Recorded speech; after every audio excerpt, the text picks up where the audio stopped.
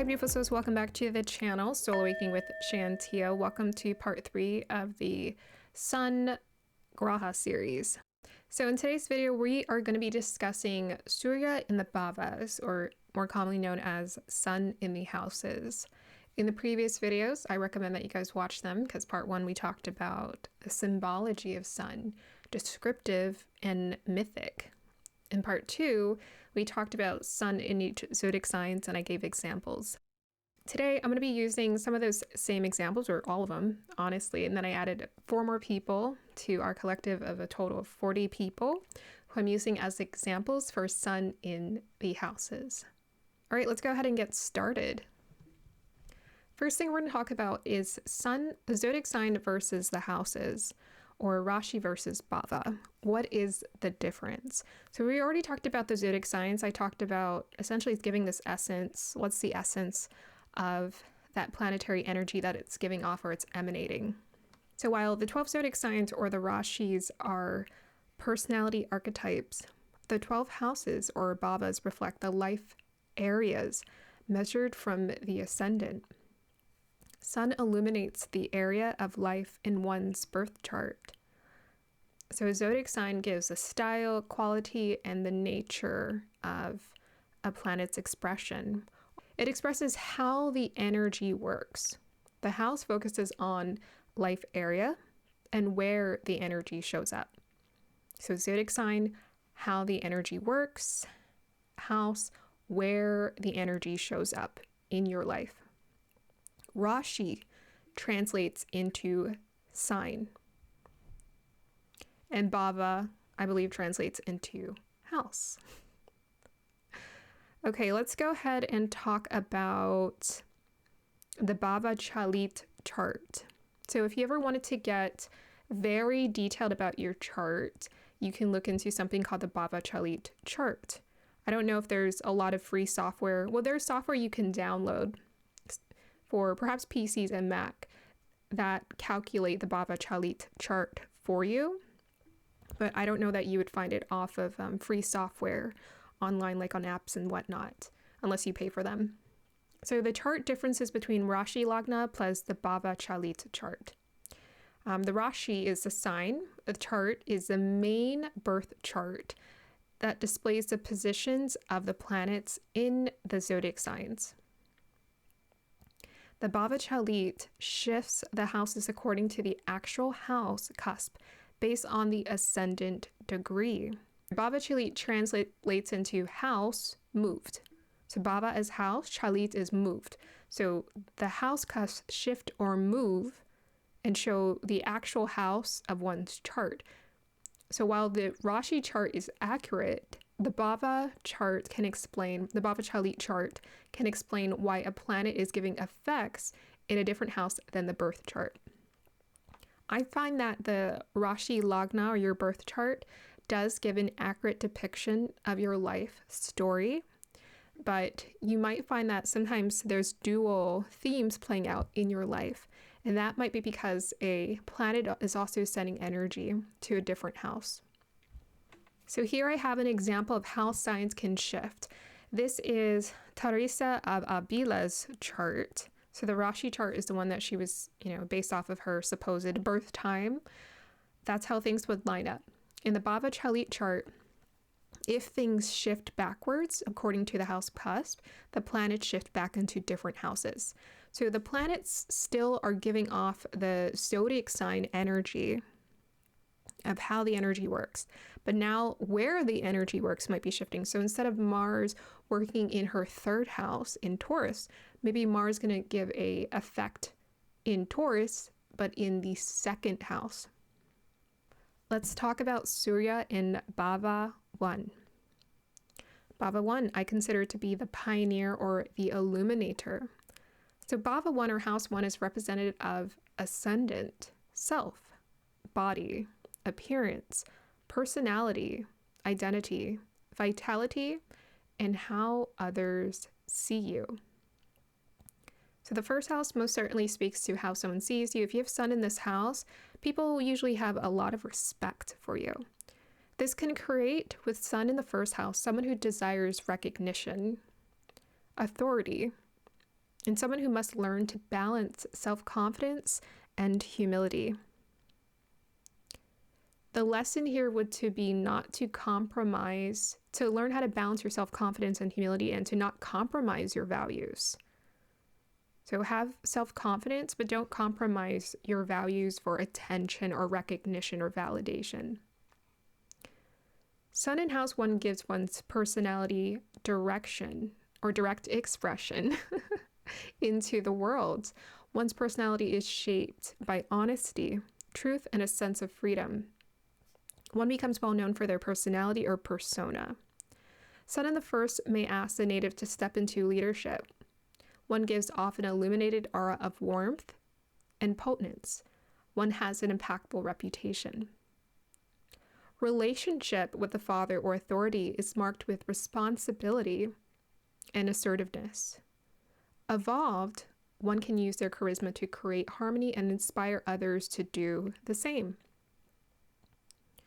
One is very honest and of high integrity.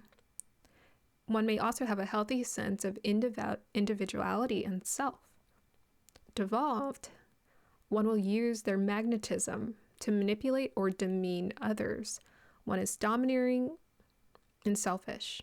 They might have a big ego.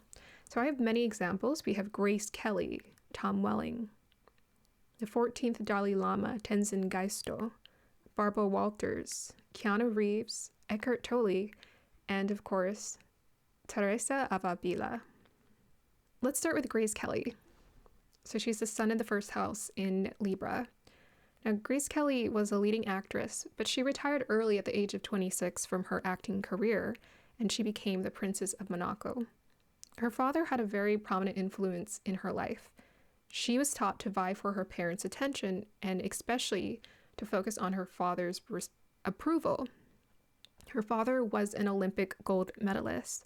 Supposedly, he had expectations for his kids to pursue something similar and have those high expectations.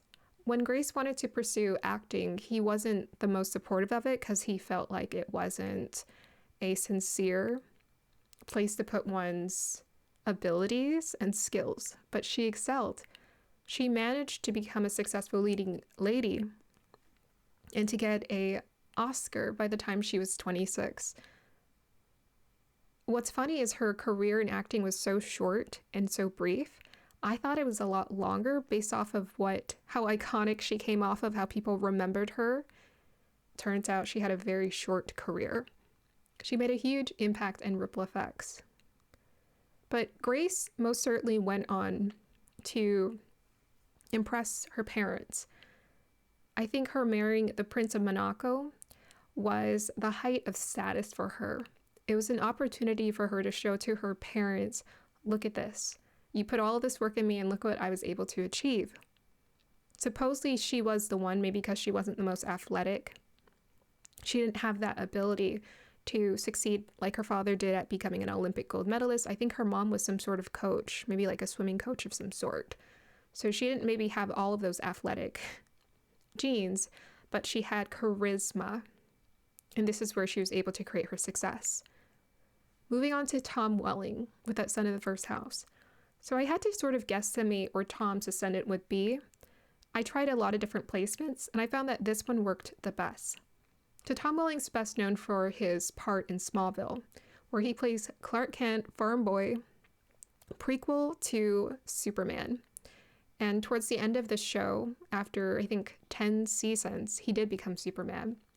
They shot a ridiculous amount of episodes for that show. He worked endlessly and was needed for so many scenes. I didn't read any reports about his health declining, so I think that Sun in Aries gave him a really great vitality. Whereas, Grace, I think, struggled with anxiety. During an interview with Barbara Walters, she was especially stressed. And Barbara Walters commented on how perhaps some actresses have a hard time answering if they don't have a script. And it seems like Grace was very good at following scripts. But I think that Sun in the first house also gave a sense of prominence too. What's interesting is both her and Tom Welling have a K2 conjunction that often creates a past life connection of maybe even royalty and a projection. So people often project onto these people a sort of kingly status. Tom Welling had gotten smaller roles, started in acting. He was originally a contractor after he had graduated from school. A construction worker. Then he went on, after he was discovered, to dabble into modeling. He found that it was a way for him to take care of himself. His father was a General Motors executive, so his father had created some success for himself. Tom Welling saw acting as a way for him to achieve stability, but not status. With that Sun K2 conjunction, similar to Grace Kelly, he had this illuminating presence. He pioneered something new and different in his family. No connection to the entertainment industry. Grace Kelly had a higher status connections, but entertainment industry was not something her parents necessarily wanted to support all that much, though her mom was somewhat supportive. So Tom Welling became that fantasy Clark Kent, and he's a genuinely humble person. He lives a foreign life, and he takes smaller roles. So I think Sun in the first house has a really nice, direct expression, a natural expression of one's personality. Though maybe K2 can create some confusion. But without a doubt, both of these people give off an illuminating presence.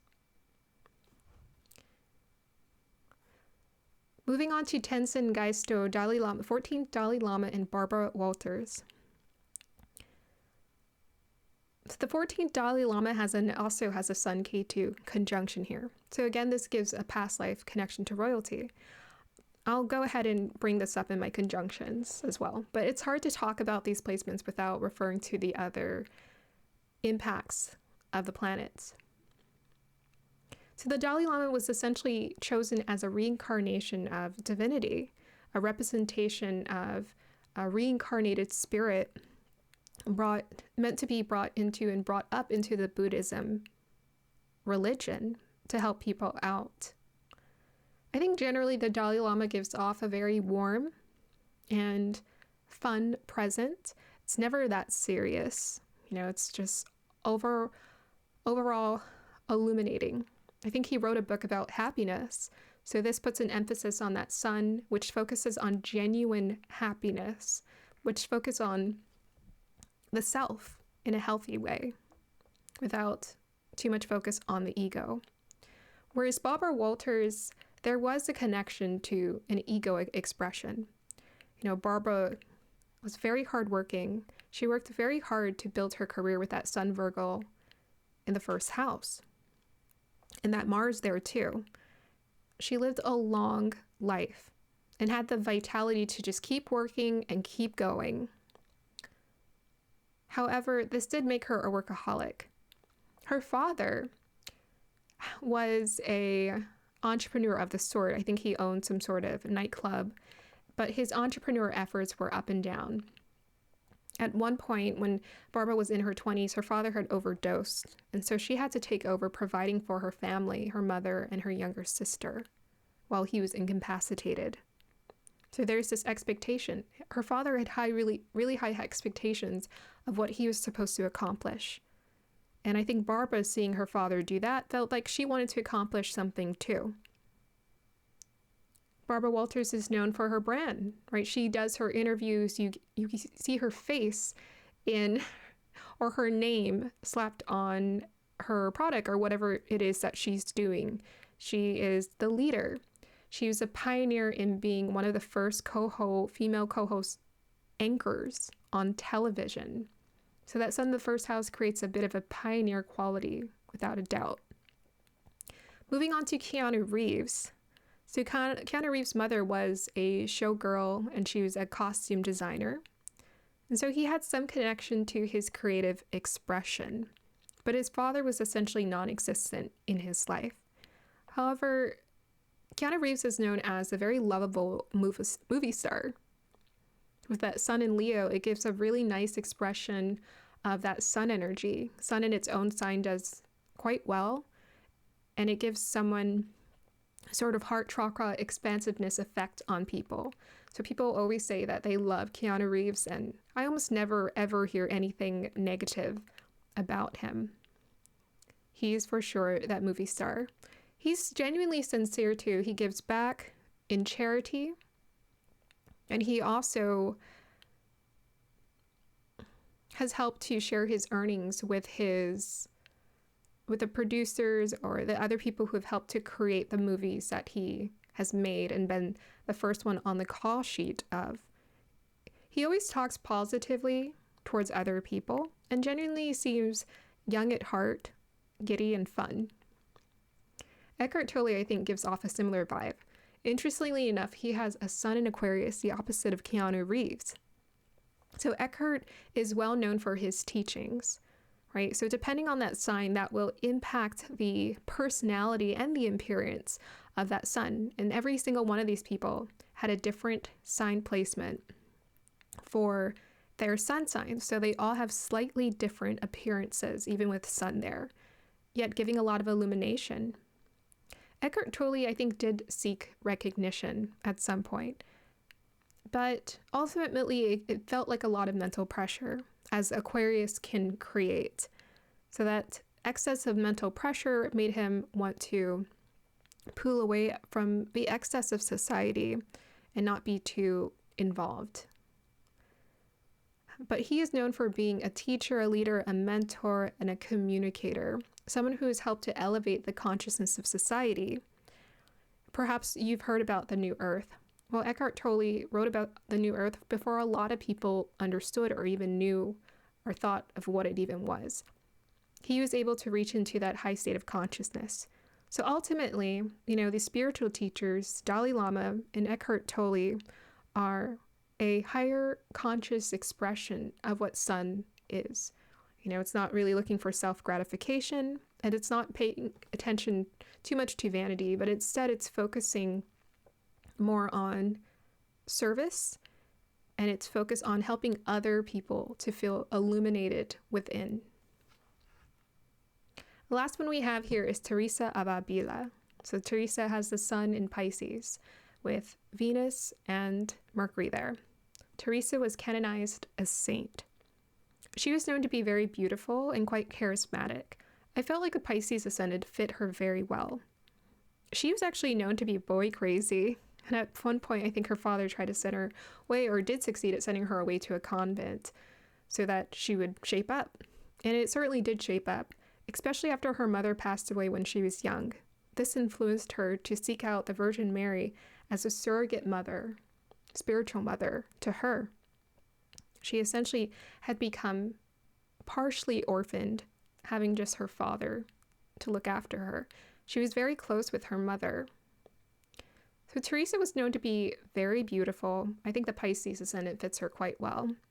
She was known to have the courage to approach people, to talk to others. She came from a devout family, but there's no question she made a mark in society.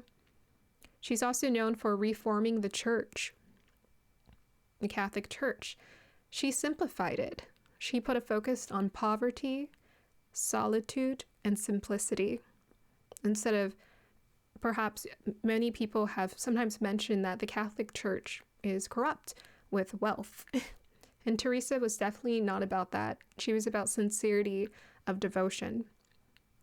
She had a series of illnesses that made her incapacitated, and she was known to have had mystical experiences during this time. She journaled about it. She wrote something called the Interior Caso, where she talked about these shifts in consciousness she experienced. So Teresa, through her Interior Caso and her writings, brought illumination to the world. Carolyn Miss, one of my spiritual mentors, always references her. And so, of course, naturally, I developed a curiosity about Teresa of Avila. Truly a spiritual illuminator. Moving on to Surya and Bhava 2. House 2, the resourceful and practical one. House 2 represents upbringing values, parental family, influence. Perhaps one is close with their family. This is focused on childhood resources, personal values, self-value, resources, wealth, income, ownership, possessions. Second house also focuses on the mouth, whereas the first house focused more on the appearance, especially the face. Second house focuses on the mouth. So with that comes speech, one's communication style, as well as food and eating habits. So food and eating habits also takes us to nourishment. How one nourishes themselves, what they take in, or what nourishment you're offered. So this could be a representation of some sort of poverty that someone goes through, and we'll have some examples shortly that I will show you that exemplify this. With this sun in this placement, one must learn to use speech and resources in service, not only for self-image. One may be called to let go of attachment to resources or try not to build their ego around them. Sun in the second house makes one resourceful, very good at receiving resources. One will be asked to become a stable, reliable force in life, perhaps through a series of hardships or obstacles.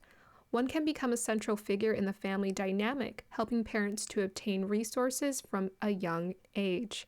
One is inclined to become an entrepreneur. One has to build their self-worth from the bottom up. Relationship with father or authority is marked with responsibility, giving and receiving. Evolved. One can use their charisma to become successful and help others to become resourceful. Devolved. One uses others for their resources and is used in return. One becomes greedy and overindulgent. So starting with these two examples, both Oprah Winfrey and David Goggins had a very harsh upbringing growing up. Oprah's mother was essentially not a participant in her life, and this made her vulnerable to certain situations where she wasn't cared for. At times, she had to live with her grandmother, and there were times she had to live with her father. During those times where she lived with her father, this very much instilled some beautiful values. I haven't really heard Oprah talked about her father all that much, but supposedly she has seen him as her hero and for saving her because she would have been on towards a negative path had he not instilled those values into her and reinforced the importance of education. So with her father helping her, especially in her late teens, raising her, she started to refocus on her education goals and to prioritize the practicality of stability. So as we know, Oprah is the entrepreneur.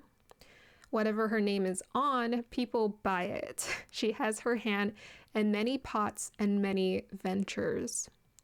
She's got a Sun, Rahu, Venus, Mercury conjunction in Capricorn. Capricorn is the height of fulfillment. And I would say the Oprah magazine, Oprah Favorite Things, is very much a representation of that, though I would say it's quite materialistic. What I think this has also created is that Oprah has said that, and she stated this very openly, that she's fluctuated in her weight. But she also tried to take away the stigma and the shame around it by talking about it openly, joking about how when she was given the chance to dance with Tina Turner on stage, and there were backup dancers too, she said the backup dancers were wearing size 2, and she's a size, she was born a size 4. She said that. So Oprah's also a comedian. Oprah's also known for her voice with that Sun Rahu. She has a very strong, present voice that has made her the queen of talk, a great speaker. We also have here David Goggins. Now, David Goggins had a very rough upbringing with his father. Part of that is due to that Sun in Aquarius placement. So Sun in Aquarius is in detriment, and it's in the second house. His father was actually an entrepreneur. His father owned a successful skating rink. The problem was his father was abusive. He had his 2 sons, David and his brother, do child labor when they're really young and tired. He would have them do labor, and then they would have to get up and go to school the next day. So his father was especially tough on the boys. His father was also unfaithful and abusive to his wife as well. His father drank. And he had mistresses and 4 daughters. I don't know if they were part of the mistresses, but he had 4 daughters. His father also had an obituary after he passed away, mentioning all the positive things. I find that with age that some people do chill out, especially if they don't resolve their anger. You know, they unconsciously take it out on their children, and then they chill out later on in life because old age slows them down. They can't do it anymore. They don't have the stamina to keep up with that. David's father is a representation of that. David went on to become a successful entrepreneur after a period of depression in his life in his 20s. He set on a path to become a Navy SEAL.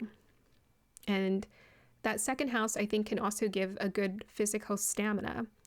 He also struggles with his weight significantly when he was depressed. He was like 300 pounds. And he, on one of the, I think it's like Can't Hurt Me book that he wrote, someone actually got for me, he was overweight. And so he inspired and motivated a lot of people to take care of himself. If you look at him, he has insane muscles and a very, very strict regimen. So whereas Oprah, I think, was probably more indulgent, and maybe in her later years is finding a healthier balance, David Goggins is more extreme when it comes to health regimen in that second house of what he consumes, eats, how he exercises. David also went on to become a successful entrepreneur, coaching people, assisting people, I think celebrities and anyone who's ambitious, helping to motivate them to overcome the limitations of the mind and the body. He is a successful businessman in his own right, but his main goal, he's an ultra marathon runner. It's always to push himself beyond the limits. We also have here Brad Pitt. Brad Pitt had a very practical upbringing from his Midwestern roots, and his parents did have a bit of a spiritual, I think a bit of a, I don't know if it was Baptist or I can't remember, background when it came to religion. His father, similar to Tom Welling, was also an executive of a sort of company, and his parents did decent for themselves. I'm sure he learned the importance of being able to provide and take care of himself and be independent from his father, especially with that Sagittarius placement.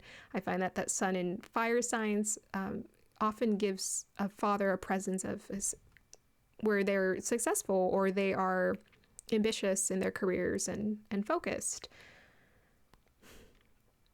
Brad Pitt also went on beyond becoming one of the biggest high-paid earners, actors in Hollywood.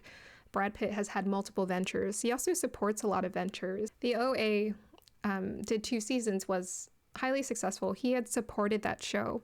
12 Years a Slave was another one that at the time, his production company had helped to finance.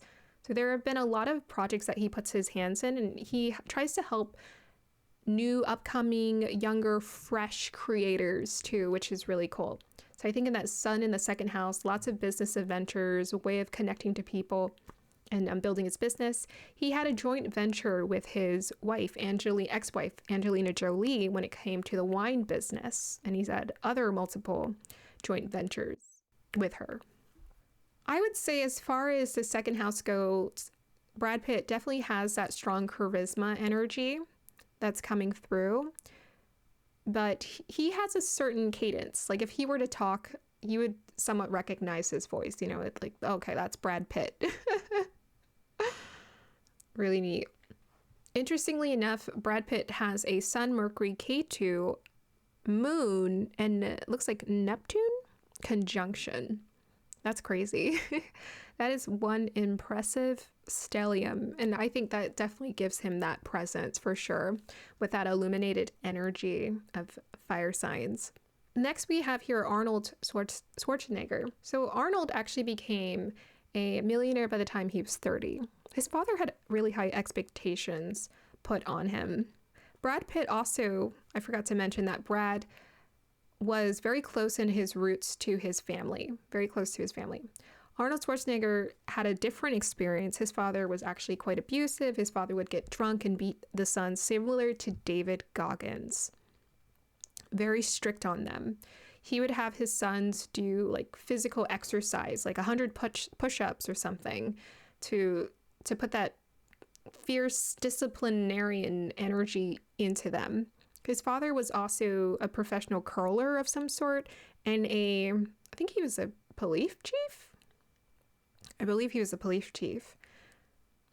Instead of becoming a curler like his father or meeting his father's expectations, Arnold wanted to be a bodybuilder, and his father was not supportive of this. I don't think there was anything that he could have done that his father would have supported. So I think that Sun and Cancer energy sometimes can create a bit of an obstacle for some people. You probably have to look at the chart, but he actually had a much closer relationship to his mother, who provided that nurturing to him. So if there was anyone who was nurturing and feeding him that good food, it was probably his mother, who he felt like was very endearing and adoring and unconditionally loving towards him. But that second house, entrepreneurship, Arnold went on to become a millionaire by the time he was 30. He was involved in real estate. Similar to Brad Pitt and Oprah, they also owned real estate and had those joint ventures in other spaces as well that helped to create his financial wealth. Arnold is actually known for being, right, the Terminator. I'll be back. I don't know if that's the same movie. I'm hoping. I watched it when I was very young. But he, as far as his voice goes, it's very distinct. People know what Arnold Schwarzenegger sounds like, and they always like to say that I'll be back. He's also known for his accent. I believe is it Austrian? Yeah, he's Austrian. He's known for his Austrian accent. And then the second house also connects me to the body, like David Goggins. And Brad Pitt, actually, I would say they're very strict about their physical health regimen. They like to be fit. Last, we have here Frank Sinatra. What's really cool is Frank Sinatra has a Sun, Mercury, and Scorpio in the second house. And I think this is what helped to give Frank that voice, that iconic voice. I find that a lot of singers, Whitney Houston, Moon, Jupiter in the second house. We have Beyonce with a Moon, Libra in the second house. We have Celine Dion with a Jupiter, Pluto in Leo in the second house, exchanging with, I think she had a Sun, Saturn, Pisces in the ninth house. So there's a bit of an exchange going on that really gives her that beautiful, powerful voice. So Frank Sinatra is known for his powerful voice. He was also known to participate in joint capital in, I don't know, some sort of real estate of some sort. So second house seems to, it references home life, nurturance and care. So there's that creating values, property. There's like that initial energy of like property, owning things, having resources. So he had those resources that helped to contribute to his portfolio. He had an overall very successful career when it came to his voice, singing, musicals, and acting. But with that Scorpio energy, he's had career reinventions where, it was like really successful and then quiet for a while, then really successful again and then quiet for a little bit. Multiple career reinventions. Moving on to also his relationship to his father. His father was a boxer. And a quiet person. Kind of that scorpionic energy, kept to himself a little bit. His mother was more of the dominant force in the family, more outspoken, had political connections. But his father was a little bit quieter. And I think at one point his father owned, like a place that like sold liquor or something like that growing up. So that kind of takes me to scorpionic energy or 8th house. Moving on to Surya in Bhava 3. House 3, the writer. House 3 represents siblings, initial childhood interactions with the world, communication, media, courage and initiative, short journeys, versatility or hobbies, skills, technical abilities, hands, writing, mental or physical agility, neighbors, or community. Sun in the 3rd house can make one very competitive with others or with themselves, but it also makes someone very courageous, skillful, a good writer or speaker, a good storyteller. This person may dominate siblings, or they might have a very strong relationship to their siblings. The challenge here is that one must learn to channel their willpower into creative self-expression versus competition. Surya in House 3 illuminates one's mind, making them endlessly creative and versatile. One can become a central figure in the community and with their siblings. One's life purpose is marked by many communications, perhaps in writing or with conversations. Community shapes one's personality. Relationship with father or authority impacts one's mindset and communication approach. Evolved. One can use their charisma to become a writer, speaker, content creator, or comedian. Devolved. One uses intellect to manipulate others, gossip, dominate, or discourage them.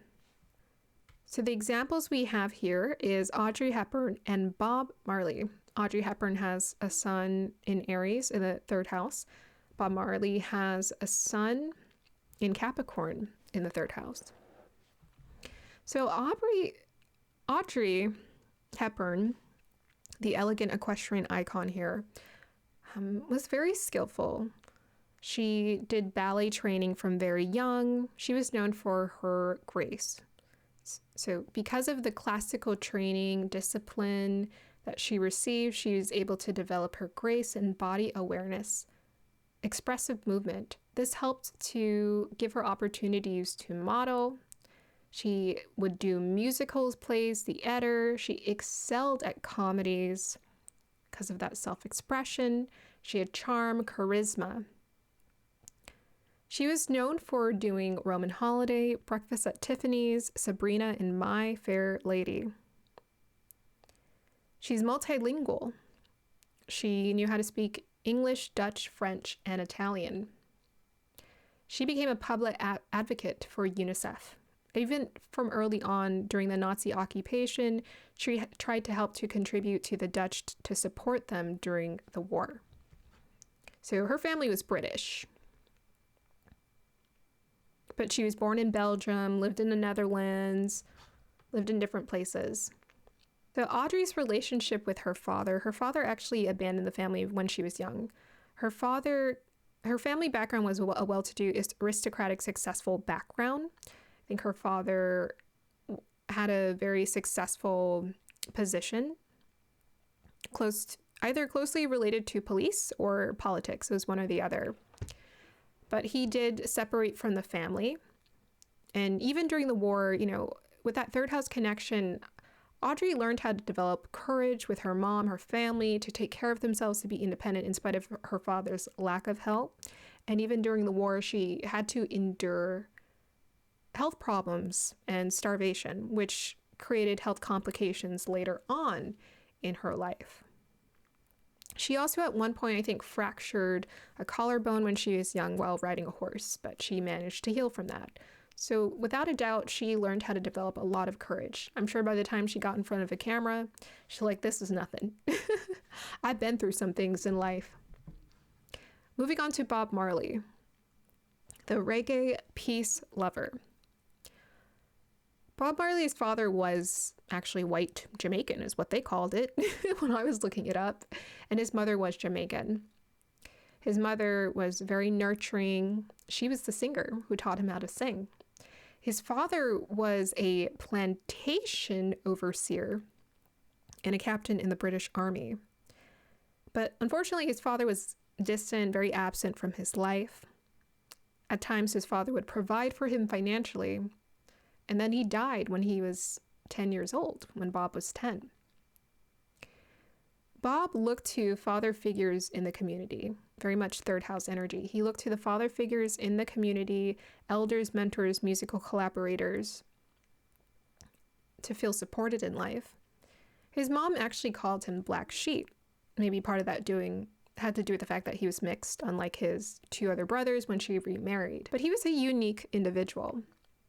He was considered to be quite serious, I think reflective of his Capricorn sun, clairvoyant, his moon in Scorpio, and very loving, his Venus in Pisces in the 5th house. Bob used music as a practical tool to spread messages about social justice, unity, and spirituality. He was ambitious for the collective upliftment. That's how he used his Sun Capricorn ambitions, for collective upliftment, and he used communication as a tool for Dharma. Some of the album names that he created with the Whalers were Catching Fire, Uprising, Exodus, Soul Rebels. He had done about 13 albums with the Whalers, not including the other type of specialty albums, and the 133 signals. When a producer had heard them playing music, he gave them, it was, I think, a British guy. He gave him £4,000 to make an album. And he thought to himself, I may or may not see that money. When he got back to them later, not only had they made an album, they made something phenomenal.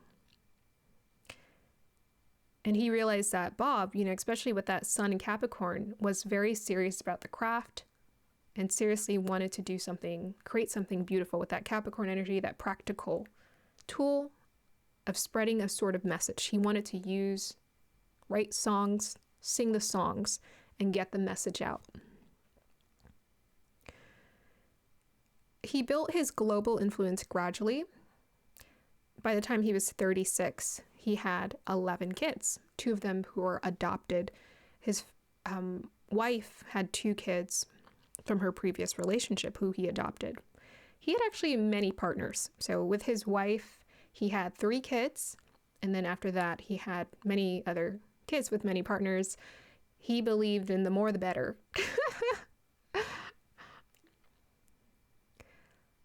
So by the time he was getting up there older, I don't know if he was performing. Actually, I'm not going to say that. There was an assassination attempt that he survived. So I imagine that takes a lot of courage. Not only that, he was diagnosed with a malignant melanoma under his toe. And he chose not to, I don't know if he took medicine, but he chose to keep touring and keep going in spite of that. He died a few years later from cancer on May 11th, 1981. And he became famous, very similar to Van Gogh, post his death.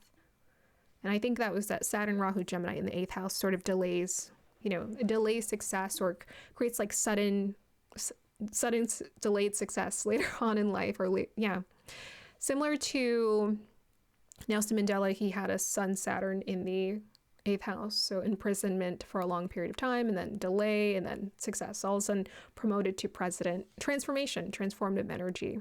So by the time Bob passed away, he was 36 years old, same age as Marilyn Monroe and Princess Diana, interestingly enough. So without a question, I think Bob is the epitome of what a Sun in 3rd house is. Someone who finds a way to illuminate the minds of others, the hearts of others, through communication, message, and intellect. Moving on to Surya in Bhava 4. House 4, the patriarch or matriarch, helpmate, and nurturer. The 4th house is representative of mother, nurturance, or family roots, home, property, domestic life, well-being, psychology, one's emotional foundation, inner peace, or comfort. This can create one who desires recognition through property, home, or a maternal connection. It also creates a strong attachment to homeland. This may also be one who prefers privacy, or that their private life stays private. And the challenge here is that one must find true security within not just external comforts. Surya in Bhava 4. Sun in House 4 illuminates the home life, psychology, childhood, and experiences with the mother. Mother or nurturing figures shapes one's personality and leadership style. This can make one considerate and a compassionate leader. Relationship with father or authority shapes one's psychology and sense of well-being. or is shaped by the mother. Evolved. One can use their charisma to become a compassionate support unit in the family home or to the mother. One is compassionate advocate for others and dissolves one's ego through service. One learns how to cultivate stability through a strong connection to safety. Devolved. One uses manipulative psychology to dominate the household. One's ego is heavily influenced by a lack of safety and therefore lives in fear or develops phobias and high anxiety. So the first two examples I have here is Denzel Washington and Jay-Z, also known as Sean Carter, who have sun in fourth houses. Denzel has his sun in Sagittarius. Jay-Z has his sun in Scorpio. So Denzel is known for having a close connection to his longtime partner, his wife. I think her name is is it Loretta? Okay, I don't know. I don't want to say it wrong. I'm sorry. Who's also an actress, interestingly enough. But he has a very personal and private life that he likes to keep personal and private. He has a very close relationship to his kids. So I imagine he has a beautiful influence in his personal life. You know, he's private about certain things. He's not trying to share everything and be with everyone all the time. He also had a very close relationship with his mother. Though he had a very beautiful spiritual connection with his father, with that sun Sagittarius energy, his mother, that fourth house, also really informed his passion and his ambition. His mom owned beauty salons. His father was a Baptist minister, and Denzel had that connection too. He also pursued that spiritual pathway as well by becoming ordained down the line. But it's also interesting to note that even though a sun sits in the fourth house, it's still looking at another very bright house. It's looking at the 10th house. So wherever sun is sitting, I'm not talking necessarily about aspects today, but it has a 7th house aspect, and that definitely played into his career success and his big presence in the career field and what he does. We have Jay-Z. So Jay-Z and Beyonce are both known for being very private or discreet when it comes to their personal life. When things have come out with that scorpionic energy, they have been quite scandalous, a little bit crazy, yet that hasn't shaken the foundation of their long-term partnership. A lot of people have a lot of things to say about their partnership, but a lot of it's just speculation. We really don't know these people and what they're doing in their life other than what they reveal to us. But both him and Beyonce are very private about certain things. I know that some people have said that they've mentioned each other in songs, which I think that both of them, because they are artists, they use that as a format to express themselves, yet finding a way to maintain privacy and creating a buffer between them and their public persona. So Jay-Z is very much known for being quite private about his life, but he's also known for being successful in business. I don't know, I'm trying to remember if I read up anything about Denzel owning property, but he probably does.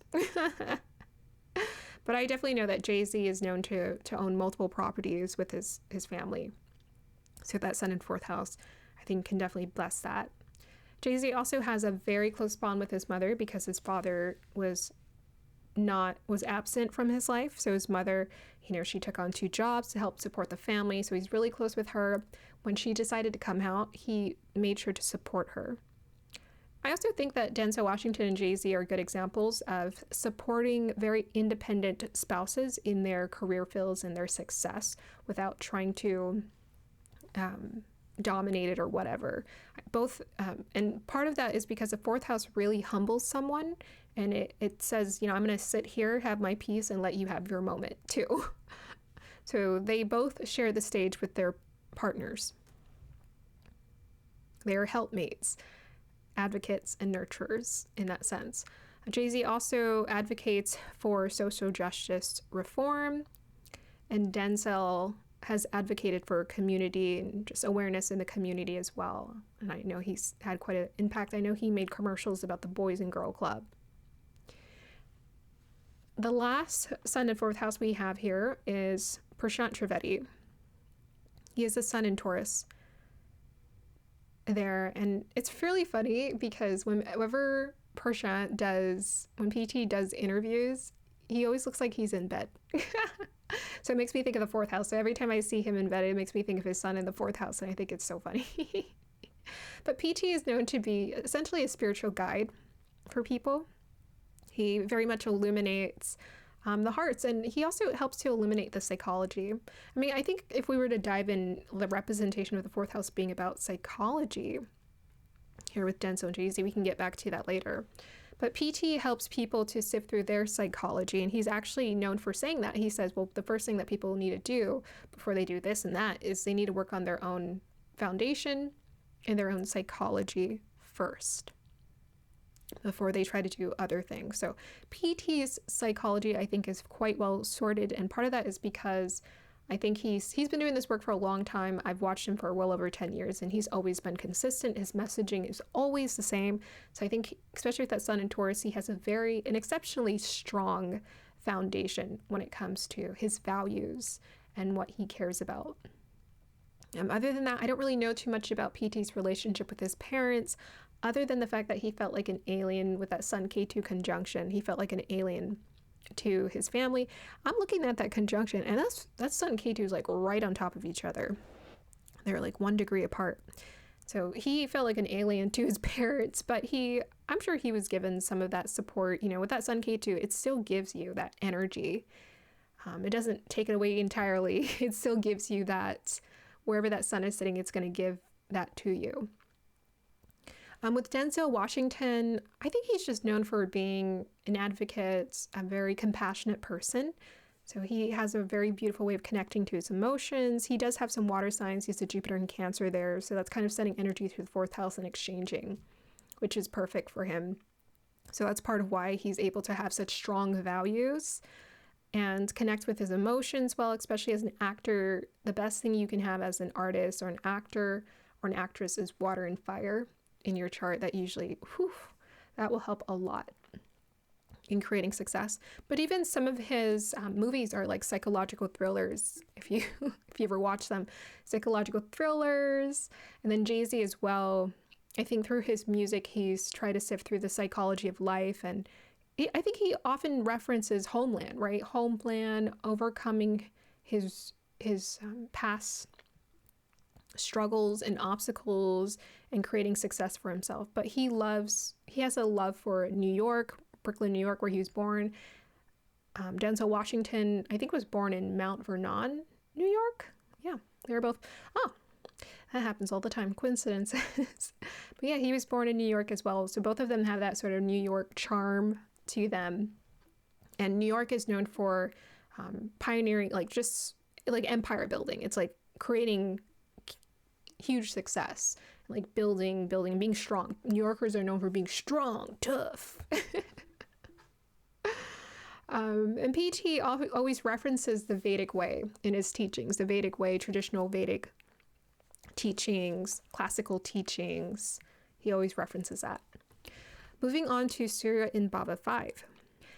House 5, the light performer, the entertainer. Sun in House 5 illuminates fun, pleasure, romance, children, creativity, and intelligence. One has a strong sense of self and exemplifies a healthy individualism. Relationship with father or authority shapes one's ability to play, create, and share with others. Evolved. One can use their charisma to illuminate, inspire, and entertain others. One can inspire others to prioritize themselves. Devolved. One uses charisma to manipulate others to get what one wants. Or one expects others to prioritize them over themselves. So the first two examples I have here are our performers here. We have Tina Turner and George Harrison from the Beatles. Tina Turner has her sun in Scorpio in the 5th house. George Harrison has his sun in Aquarius in the 5th house. So Tina's upbringing was that her father was essentially absent, her mother was absent. So she essentially felt like she was abandoned growing up. And with that scorpionic energy and that fifth house influence, she had a strong sense of loyalty she wanted to create with someone. And she essentially gave that to someone that didn't quite earn it or deserve it, which was her soon-to-be husband, Ike Turner. So originally he had a girlfriend, and she was definitely charmed by him, but she also wanted to learn the musical. She wanted to sing, with the band. He wanted to have more of the affair. And essentially from her perspective, he used sex to control her. And I think because, the fifth house is connected to romance, I don't know if people say that the fifth house is ever about sex, because, it's about progeny, like children too. So maybe there was a connection there, because they did have 4 kids together. But he was essentially one of the first serious relationships she's ever had. There is an age gap there. There was a financial abuse there, where he was essentially taking advantage of her, but she wanted opportunities to sing, to express herself, and she thought he was brilliant, but he didn't quite have that star power she did. When she tried to break up with him when they were having their affair, because she just felt like she's like, I can't do this anymore, he hit her. And so he controlled her with fear throughout their entire marriage. Whenever she would refuse or disagree, he would beat her. However, Tina, her entire life, had used artistry and creativity to find some sort of healing in her life. She felt like she was, and she stated that she's always been a happy person. In spite of challenging circumstances, she's always been a relatively happy person. And creativity was one of those ways where she could express that. Her singing career was very speculative. So the fifth house is the house of... Did I read this? So the fifth house is the house of self-expression, creativity, education, intelligence, learning, creative intelligence, children, love, romance, enjoyment, fun, and speculations, which is essentially gambling, taking a chance. Surya in the fifth house, sun in the fifth house, can create someone who's charming, a comedian, honest, direct, artistic, talented, romantic, someone who enjoys children or wants them. The challenge here is that one must learn to use creativity to uplift others, not just for the ego display. Okay. Tina's career was a bit of a roller coaster ride. There were times where she had success. She had success with, I forgot the group that she performed with Ike. I forgot what their group was called. It's something iconic, but it's just not coming to me right now. But then she also had her solo career, which went in and out. She was known to have this fun, sexy persona, I think, which is what the fifth house can emanate, and maybe even that scorpionic energy, fun and sexy. But she says in real life, she's actually more fun than she is sexy. She likes manners. She likes to be treated with respect. So she had a very different persona. So that fifth house can give someone who's a performer, but yet isn't trying to perform for everybody all the time. So she definitely created a distinction between being the performer, Tina, and then who she really was. Anime. Tina is an art transmuter, right? She was able to use her art to transmute, to express herself, to overcome those painful experiences in life, and to just honestly reclaim fun and joy. I think every time she got up and sang, it was just a way to reclaim her spirit again in spite of difficulties. She was very supportive towards her kids. That was the one thing that kept her going when she left the marriage, the abusive relationship. She really just wanted to support her children and to help take care of her mother, even though her mother didn't take care of her. She still felt this need to help support everyone, support her kids, and so she continued to work. Tina has personality for days. If you watch her interviews, she's very charismatic and just a joy to listen to. She is essentially young at heart, loves having fun. People always note her for how she aged so gracefully because she just continued to be radiant and fun. And that's very much that fifth house energy. If you have a planet there, that's a place where you would do something that you enjoy, but not for necessarily a career, right? She had moments of fluctuation, but to her, doing it when it's genuinely fun is better. After her singing career was over, she was fine with not singing. She was ready to move on and move forward. And I definitely can relate to that, where, I painted for a time and people are like, well, you don't want to paint because you were good. And I'm like, I don't care. I was ready to move on and move forward because there are other things that I wanted to do. There are other things I was interested in. And George Harrison can also relate to this when we get to him. Tina was known, she loved gardening. And for some reason, the fifth house makes me think of a garden, because maybe I think of us, like our mind is a garden, our heart is a garden, and Tina liked gardening. So I feel like that is also a metaphor for her gardening her spirit and helping to uplift herself. Her second longtime partner or marriage, they were longtime partners before she got married later, was a beautiful romance. When she had first seen him, there was a bit of an age gap between the two of them. When she had first seen him, she had thought he was so handsome, like a prince. And eventually they just stayed together. At one point, he offered his kidney to her, and this helped her to live a little bit longer before she passed. Tina had multiple health complications, especially after the abuse she had endured. She had I honestly think she had some emotional trauma trapped in the body that came out through, was it like the seizures she had? And all those other health complications she had. I think that's what she was experiencing. But with that scorpionic energy, that kind of forces a transformation. So she had a really intense transformation throughout her life. And maybe there's a connection there because the fifth house, I believe, is connected to the spine. She made her own wigs. I thought this was so cool. She made her own wigs. As someone who's creative, she made her own wigs. And who is she known for? She's known for her hair. I thought for sure she had Leo in her chart, and that's not what it was. She has Sun Venus in the fifth house. So she's like a natural expression of fifth house energy, which is bright, radiant, that lion heart on fire. So she emanates that. And like I've said, the signs in the houses are somewhat interchangeable, somewhat. She likes to be treated like a queen. I think that Sun in the fifth house can give a sense of royalty or regalness. She liked to be treated like a queen. And when I say like a queen, it's not like she's better than everyone. She just liked to be respected. She felt like in America, people treated like her a certain way. But when she moved over to Europe, they treated her like a star. They were very respectful towards her. And so she preferred Europe, or Switzerland specifically. Moving on to George Harrison. So George Harrison had a really nice relationship, healthy relationship with his father.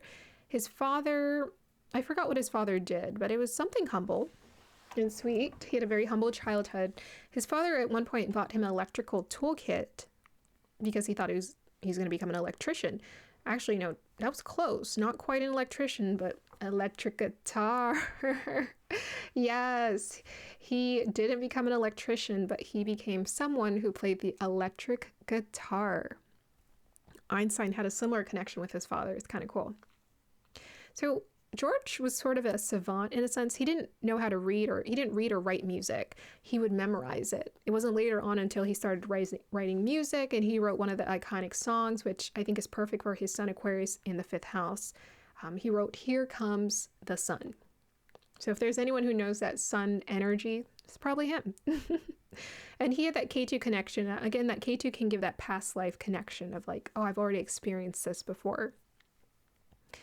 He was known to be quite sarcastic. So whenever he did interviews, he was kind of awkward, but he would try to be himself. He didn't like putting on a show or performance.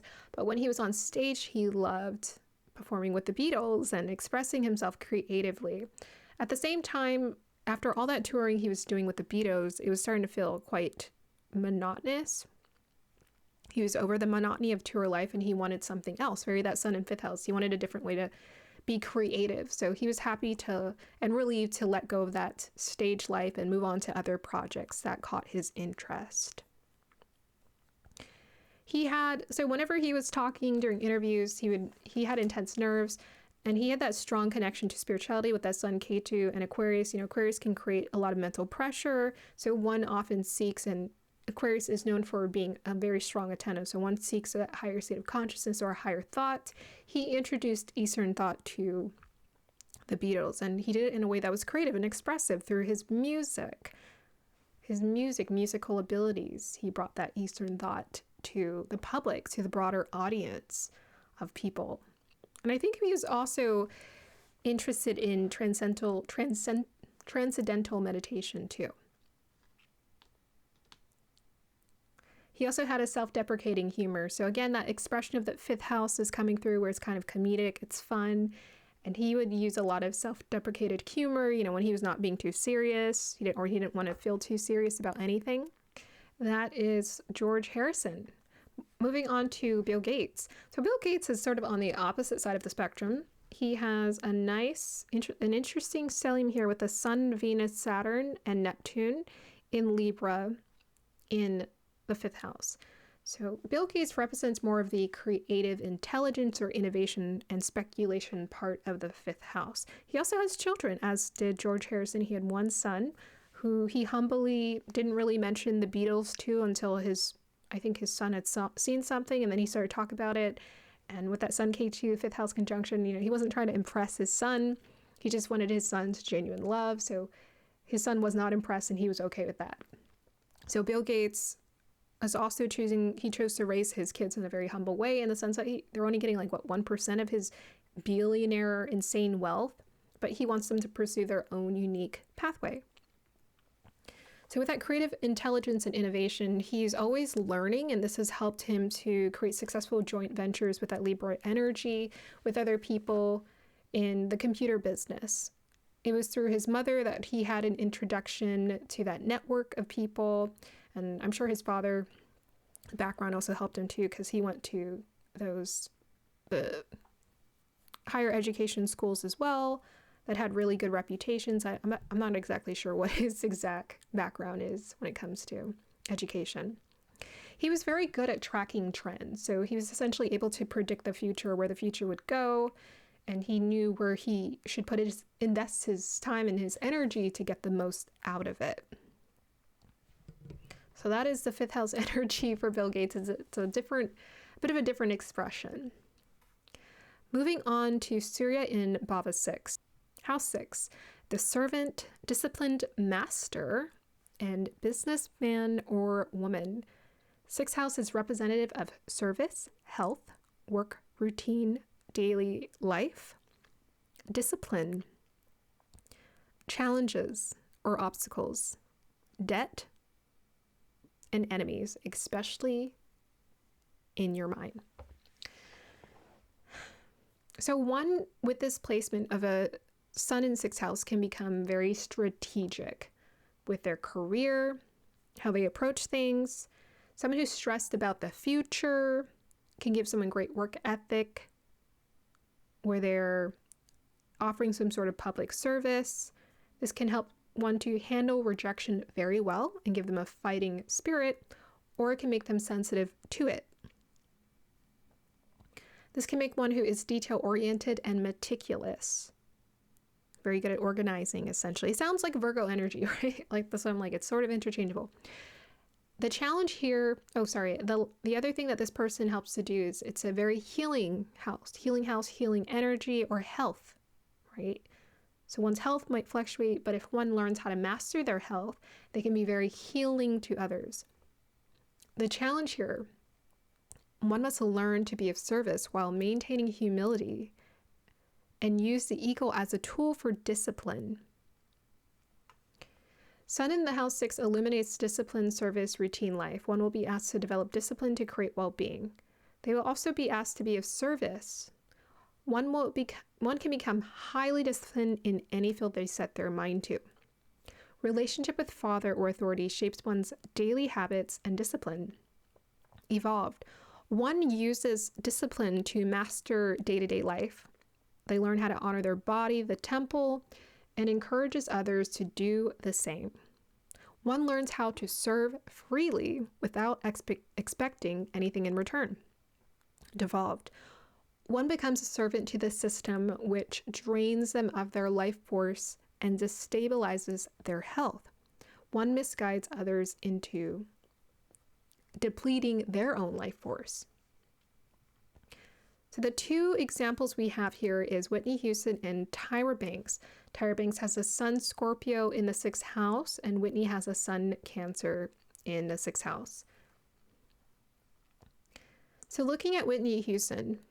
So Whitney Houston, she modeled. She's an incredibly skilled vocalist, very disciplined with her vocal tools, but for sure with that moon Jupiter in Pisces, this gave her the vocal gift to just sound as such.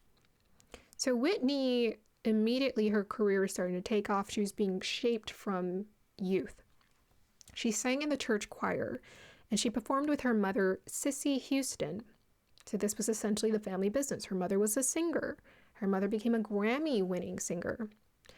Dionne Warwick is Whitney Houston's cousin.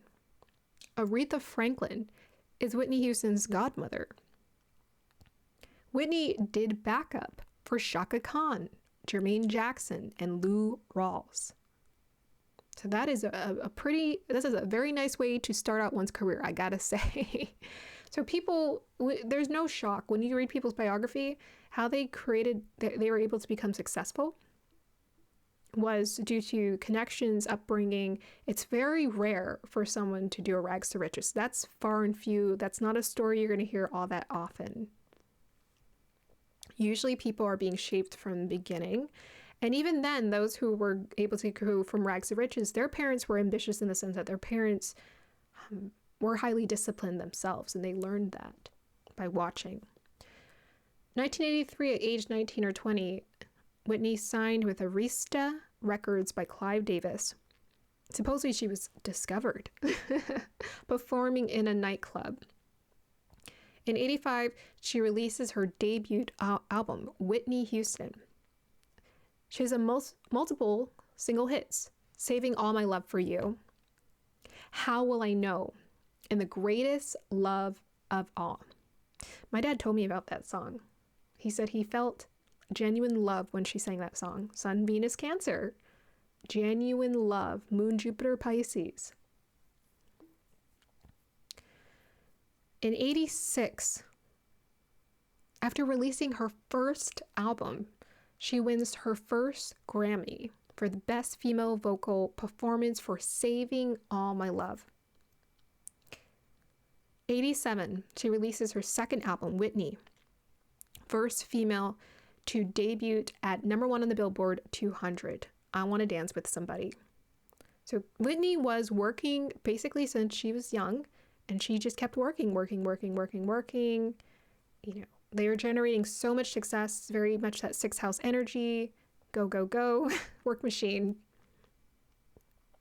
Whitney now is known as a global pop icon, but by that time she had done those 2 albums, she had become a global pop icon. In 1990, she did her 3rd album and released it. In 91, she did the iconic national anthem. And in 92, she released The Bodyguard movie. And she did the song, I Will Always Love You, the best-selling single of all time.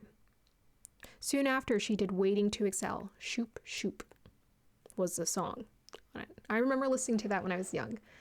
I remember that movie. My parents had the tape. The Preacher's Wife.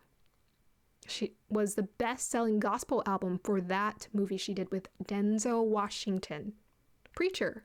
His father was a minister. Are you guys seeing these connections? It's nothing's a coincidence. In 2000, she wins a Grammy. I think another Grammy. And then after this point, everything started to become very overwhelming. It's just like a lot of success so fast. You know, that Moon Jupiter, whew, just like, wah, you know, catapulted into the highest atmosphere of success. And then it's just like, how do you handle the reverberation of that success? So she handled it with addiction behind the scenes, and this created erratic behavior. and criticism towards her marriage. She started to feel very sensitive to the criticism. She was doing interviews. And you can see that from 04 to 06, she was going through major health challenges, with that Sun Venus in a Cancer sign in the 6th house that destabilized her health. So when her health destabilized, so did her career, because the water sign is in her Earth houses, 2nd house, and then in the 6th house. So her emotions, health challenges majorly impacted her ability to work, and she started to lose her voice. 09, she does a comeback album, I Look to You. And she gets number 1 somewhere. We got here 2 Emmys, 6 Gram. Okay, sorry, this is total. I Look to You. So I think I Look to You hit number 1 on the Billboard or something number 1. I wrote number 1 next to it. But she won a total of 2 Emmys, 6 Grammys, and 16 Billboard and 22 American Music Awards.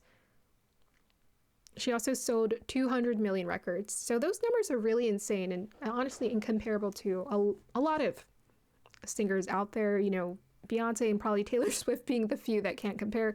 Then you have other people in their own category, like gospel singers who have done very successful for themselves. So for a time, Whitney was being very trained when it came to her vocal skills. A lot of it was talent. She was working, but once her health, but that's water energy in those earth houses started to struggle, she didn't really have the sustenance to keep going in her career. So you can see how her health challenges impacted her career. Moving on to Tyra Banks. So Tyra Banks transformed the modeling and the beauty industry. Her mother was a medical photographer, interestingly enough, and her mother also shared custody with her father, who was a computer consultant. She had a positive relationship with both parents, was much closer to her mother. I find that's common for especially sun and water signs, usually very close with the mother. So her father, a girl at school, Tyra had never thought that she could be a model. She was a huge fan of this African-American woman who was a news anchor woman, probably one of the first of the few anchor women on television at the time. She thought that woman was beautiful. She didn't think she had that. She thought she was actually quite quirky. But a girl at school had commented and said that she looked like a model. And so she decided to study. She would find tapes on models walking and she would study their walk to learn how to become a model. She started modeling at the age of 15. She was accepted into multiple colleges after she graduated, but a couple days before she was about to start school, she decided to take on the modeling offer she was given to do in Paris. Her mom had told her to follow her heart, and that's what felt like following her heart. So her modeling career was that of, she was one of the first solo Black models on GQ and Sports Illustrated. She did Victoria's Secret's cover girl, obviously lots of runway experiences that she's well known for. She also acted and did some fun, iconic films. I remember growing up, she became a media mogul. And she started to create iconic television. One of her biggest hit long-running shows, America's Next Top Model. She also did a talk show. When you hear Tyra talk, she has excellent communication skills. And in fact, Whitney had excellent, beautiful cadence, beautiful speech too when she would talk. Just very beautiful speech. She's an excellent communicator. She was the host of America's Got Talent, Dancing with the Stars. She also went on to do a Tyra Beauty cosmetic line. She has multiple ventures, financial ventures that she's done. She's had multiple career inventions, especially with that Sun in Scorpio. Multiple career inventions where things worked and then they didn't work, and then they worked and they didn't work. So one of the things she tried to do that didn't work was called Model Land. But unfortunately, this is around COVID time, and it just didn't work out financially. So It was replaced. She moved forward. She has retired and come out of retirement for modeling multiple times. Tyra promotes body positivity and diversity. And at one point, she studied at the Harvard Business School in 2012 to do a 9-week program where she received a certificate for completing the Ownership President Management program. So just a beautiful, diverse portfolio of what career can look like for that sun in the 6th house and being of service. Yes, it's sort of external, but it also just goes to show you, with that 6th house energy, it has the ability to express itself in a multitude of ways. There's no limit to that creative expression when it comes to being of service to people. Surya in Bhava 7. Surya in Bhava 7. House 7. The preference and mass communicator. House 7 is representative of our relationships, whoever is in front of us at the time. It could even be a temporary relationship. It's also representative of partnerships, long-term partnerships. And in this modern day in society, we often define that by marriage status. House 7 is the house of public relations, PR, and diplomacy. It's also the house of contracts, both literal and metaphysical. Sun in the 7th house can make one very desirable, or one who desires for a partner or seeks public approval. Sun in 7th house could attract a dominant partner or obsessive and adoring fans. One may seek recognition through partner or relationships.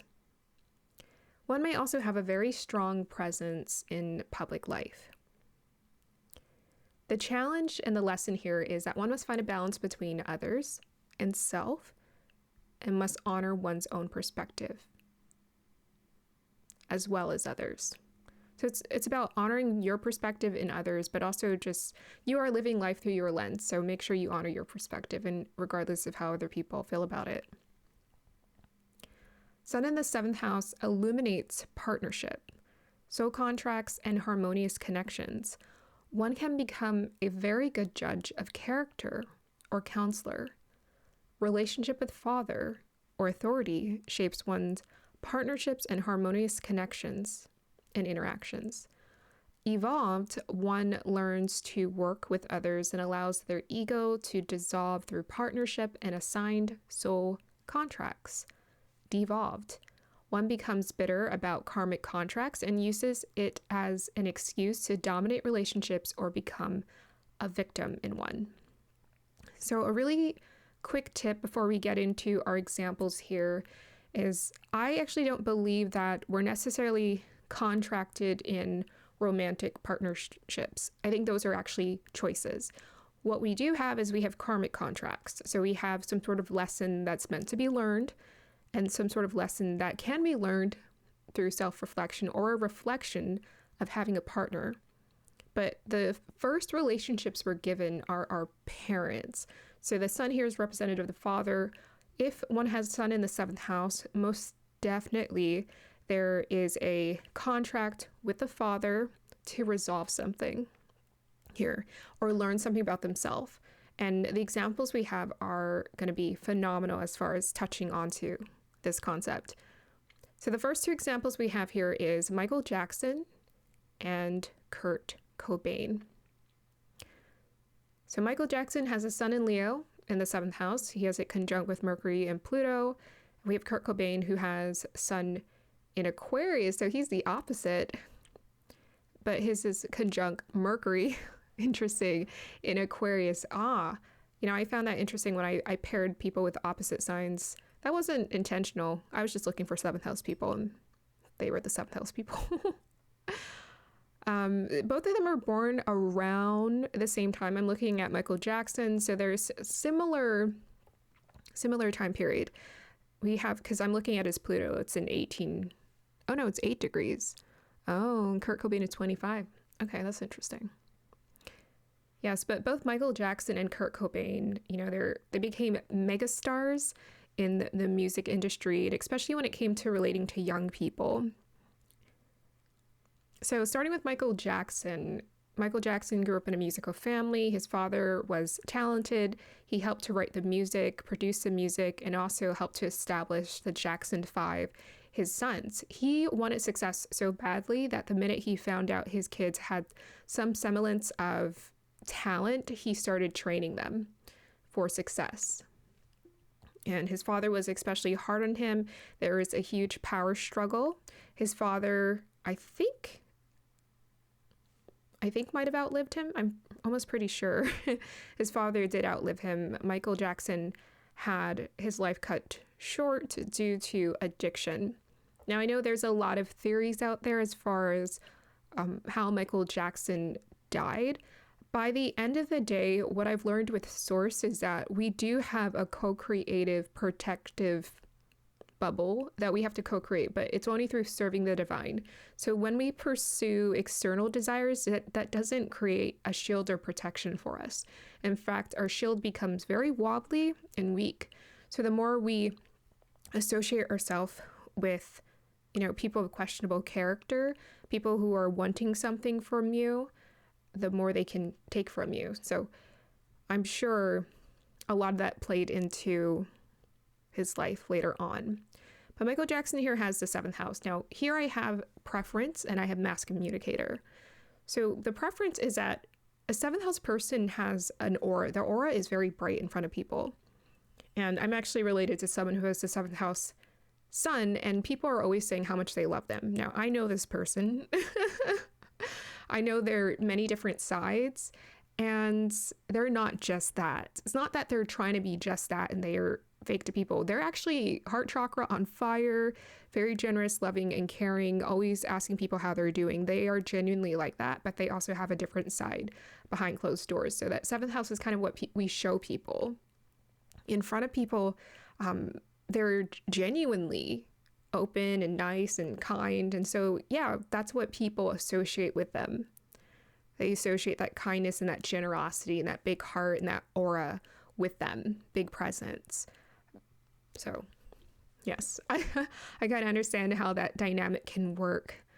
But that sun in the 7th house creates definitely contracts, with the father, challenges because, sun wants more of a selfish expression in the 1st house. In the 7th house, it has to compromise, and the ego doesn't like that, right? The ego, or even the person and the being, wants a sense of individualism, a sense of self where they get to express themselves.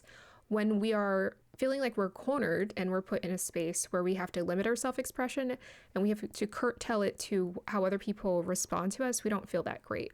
So Michael was taught that from early on. He was performing since he was a kid, told to act like this, talk like this, sing like this. So his persona was hugely cultivated by what he was told to be and how he was told to be like. Like, he learned what people liked about him, and those were the traits he followed through with. But, with that sun in Leo, that does give him a sense of like a strong personality, fun, joy, fun at heart, and all of those things. But he definitely had that challenging contract with his father where he had to dissolve his ego because his father was a dominant figure in his life who was asserting himself into his life and kind of controlling certain things. And Michael wanted to gain control over his own career, and I think he was able to do that in due time. But it was overall a harsh experience that led down to a lot of insecurities, and he often would refer to how difficult his child was, especially in regards to his father, whereas his mother, Catherine, he always had positive, loving, sweet things to say about her, whereas his father, not as much. And I think he even referred to his father as the devil before. Like, he was terrified. That's fear. He was terrified of his father, and that led him down a path of addiction. That led him down a path of letting people who are part of his inner circle in that were not meant to be trusted. But that sun in 7th house also gave him the ability to communicate to the masses, to relate to the masses, and to perform. Especially with that sun in Leo, perform in front of the masses and give the audience what they want and feed off of the audience. He fed off of the audience energy. So this is the type of person who could easily be a life of a party when they're in front of people because they're feeding off of their energy. So as far as partnership goes, I think Michael was married maybe twice or just once. Maybe he was engaged once and then married. Yeah, but his love life was very ambiguous. He wanted kids more than anything, so he set off on that path to become a father. And in spite of his difficult childhood, he wanted to be a father really bad. And he wanted to also make sure his kids had a childhood too. That was very important to him, to be a father, make sure his kids had certain restrictions and rules, yet at the same time, a childhood. But ultimately, the insecurities of that pressure of that seventh house of people pleasing and the fame and attention that people kept giving to him led him down a path to addiction, a choice to make, to choose addiction over taking care of his well-being. Honestly, he looked quite frail, and that's quite common. I've noticed for Aquarius ascendants, they tend to be sometimes on the smaller side. It can be quite bony because it's like a Capricorn. Saturn is like bones, so they can be quite bony, sometimes frail. And I just think his health just mainly struggled a lot. And I'm actually looking at his full chart. He has Cancer in the 6th house, like Whitney Houston, who also struggles with her health as well. So it's like when he's not feeling good about himself, his health struggles immensely. Moving forward, and that impacts his career, and that impacts his ability to perform. He said he was in a lot of pain when he would have to perform. So on the right here we have Kurt Cobain. So Kurt Cobain had a very tumultuous upbringing. His father was a car mechanic. His parents got divorced when he was young, maybe like 8 or 9, and his father went on to have another family and essentially ignored him. And he felt just generally abandoned by both of his parents. His mom was in dysfunctional partnerships. I think he saw one of her boyfriends or partners break her arm, or he knew about it or found out about it. At one point, I'm sure he saw some physical things happening with her. And his mom had like a dual personality. She had really high expectations for him, yet at the same time, she would cuss and drink. So there's like a little bit of both things going on, but she did nurture his gifts and I think encourage him to create beautiful things in the world. So Kurt Cobain has sort of like a dual harshness going on here. Again, Sun in the 7th house can be very challenging because Sun wants a sense of individualism. In the 7th house, one's identity becomes associated with other people, partnerships, and whatnot. And that might be why Michael never got into a partnership, because he always wanted to assert himself. And perhaps his partners were just too much. Maybe they were just too much for him, and maybe it was too much of an ego battle. And so it just didn't work out. We have Kurt, though.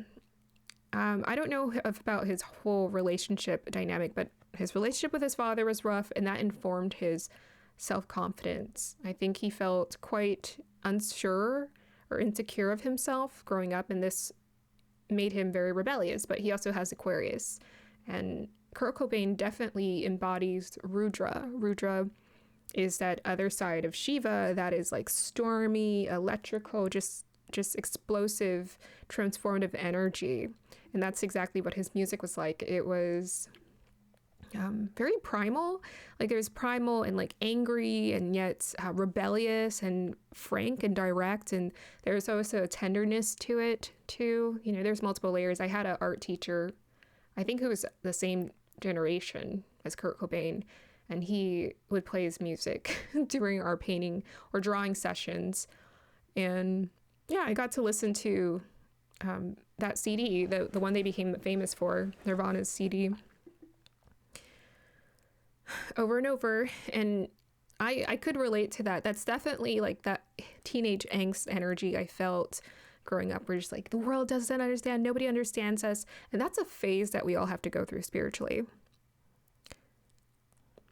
But yeah, Kurt was called the voice of Generation X. He really talked about just wanting to be free from repression and excess authority and wanting to express ourselves.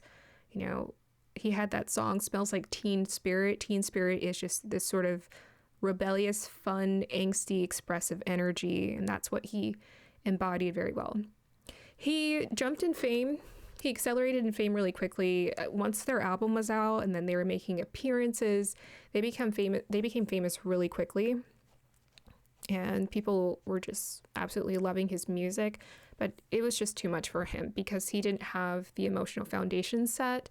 With that Aquarius energy, there's just a lot of mental pressure. He felt a lot of pressure to please the audience, to please people, and he didn't like that. It was just creating an identity confusion for him. And before he was even 30, he ended up dying by ending his life. He had attempted before and it didn't work. And then the second time he succeeded. As far as partnerships go, he's known for being married to Courtney Love, and they had a daughter together. It was very brief dynamic, so we wouldn't have known how that partnership was going to fully play out because they were young. It probably was going to be very difficult. Yeah, but I think overall, both Michael Jackson and Kurt Cobain display a sort of attractiveness or magnetism that people like. People imitated them. People wanted to dress like them, be like them, sound like them. People are obsessed with sounding, dressing like, being like Michael Jackson, and people definitely, to this day, reference Kurt Cobain. Then we have here Barack Obama. So he has a sun in Cancer, and his is also conjunct Mercury as well in the 7th house. So he definitely has an ability to connect with the masses from early on. His parents divorced. His father left when he was like 2. They were together for a very brief moment. He was mostly raised by his mother. He had some experience being raised by his grandparents too, from his maternal side. And he heard about his father through stories. But his mother was more of the dominant presence. She was a very unconditionally loving parent in his life, and that formed the foundation for him to feel stable. Looking at his chart here, he has Moon in Taurus, which is considered exalted, and that's sending love to his sun in Cancer. So he's very rock solid as far as his values go, and it looks like that Moon of the mother helped to inform that for him. But as far as the preference goes, so many people have a lot of respect for Barack because they're like, wow, he's the first Black president we've ever had. He's the first mixed president we've ever had. And you would have to have that kind of approach to a very calm demeanor. Those people who are like really rebellious and, who are just like getting excited and getting people excited, I don't think that could have ever been the first Black president, because that would have frightened you know who I'm talking about. That would have frightened the people, okay? That would have frightened some people, like, whoa. So he's just very chill. He's mellow. And because he had that experience with interacting with white people, he knew how to connect with them. And he was born and grew up in Hawaii. And Hawaii, I grew up there. First 12 of my life is a melting pot. So you actually learn how to embrace many different cultures, especially if you are multicultural yourself. A lot of people are, there are both like Japanese and Chinese. A lot of people are mixed there. It's very much a melting pot, and it's all about the love of the culture, love of food, trying out different foods. I just remember celebrating culture growing up and having fun doing that.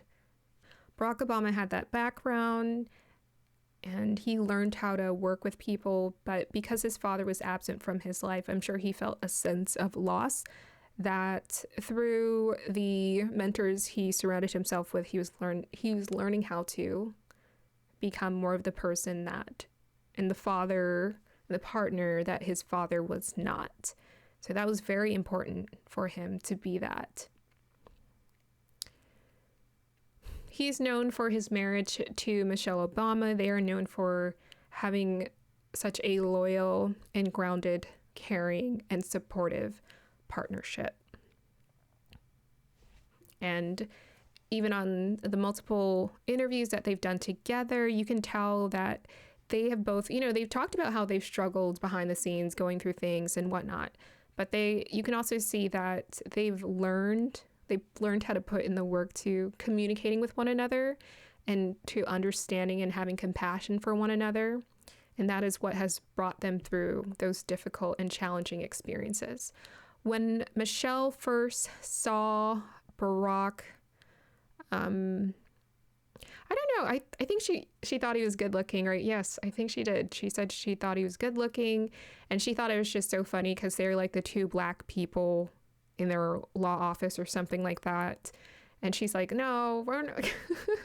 That would be so obvious that we just stayed just because we're the only two black people. But I think he did casually approach her or ask her out. And she's like, okay, this guy's something.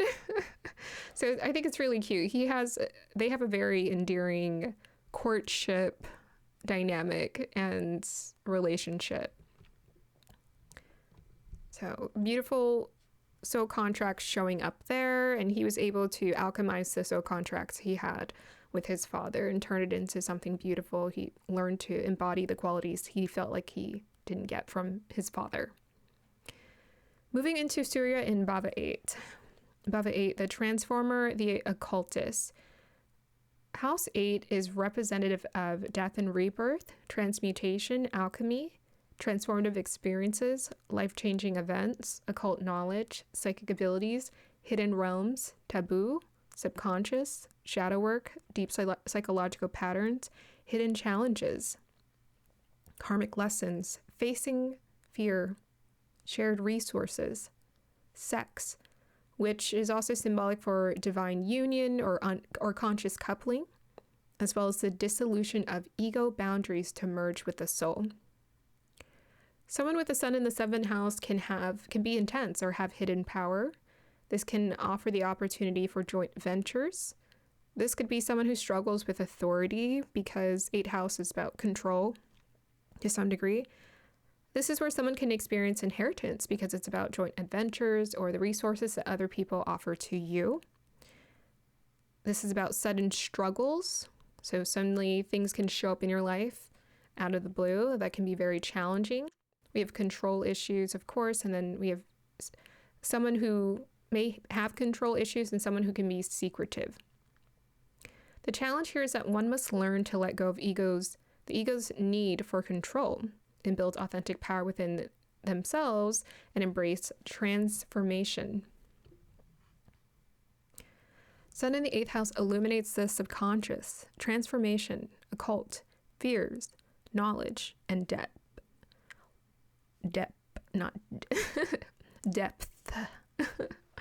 One may face many transformative experiences, unexpected shifts, and venture into the taboo to retrieve insight and knowledge. One may have a past life connection to occult knowledge and be asked to develop a keen sense of intuition. One will have to face many fears. Relationship with father or authority shapes one's ability to dive into their own personal depth. One may have a powerful karmic contract with authority. Evolved. One allows challenging life experiences to activate deeper hidden truths that transforms them. One develops deep compassion and courage in facing fears. Devolved. One suppresses deep unprocessed fears that manifest into entanglements. Okay. So our two examples we have here is Nelson Mandela and Princess Diana. Nelson Mandela has his sun in Cancer in the 8th house. Princess Diana has her sun in Gemini in the 8th house. So let's talk about Princess Diana here. Princess Diana's father was an aristocrat and a landowner of the Spencer family. He gave the family a traditional upbringing at the family estate, Anthorpe. After Princess Diana's parents divorced, he gained custody of the kids. He was affectionate and he doted on her, but he was also distant due to his aristocratic background. Diana's father was a stabilizing figure, especially after her mom left. Her mom had actually, I think, had an affair, left the kids. She's like, I'm moving on. He was proud and protective. He felt very protective of her when she became famous and moved up in status. Diana consulted with astrologers, psychics, and alternative healers. She worked with astrologer Penny Thornton and spiritual advisor Rita Rogers. Diana is known for being quite compassionate and empathetic.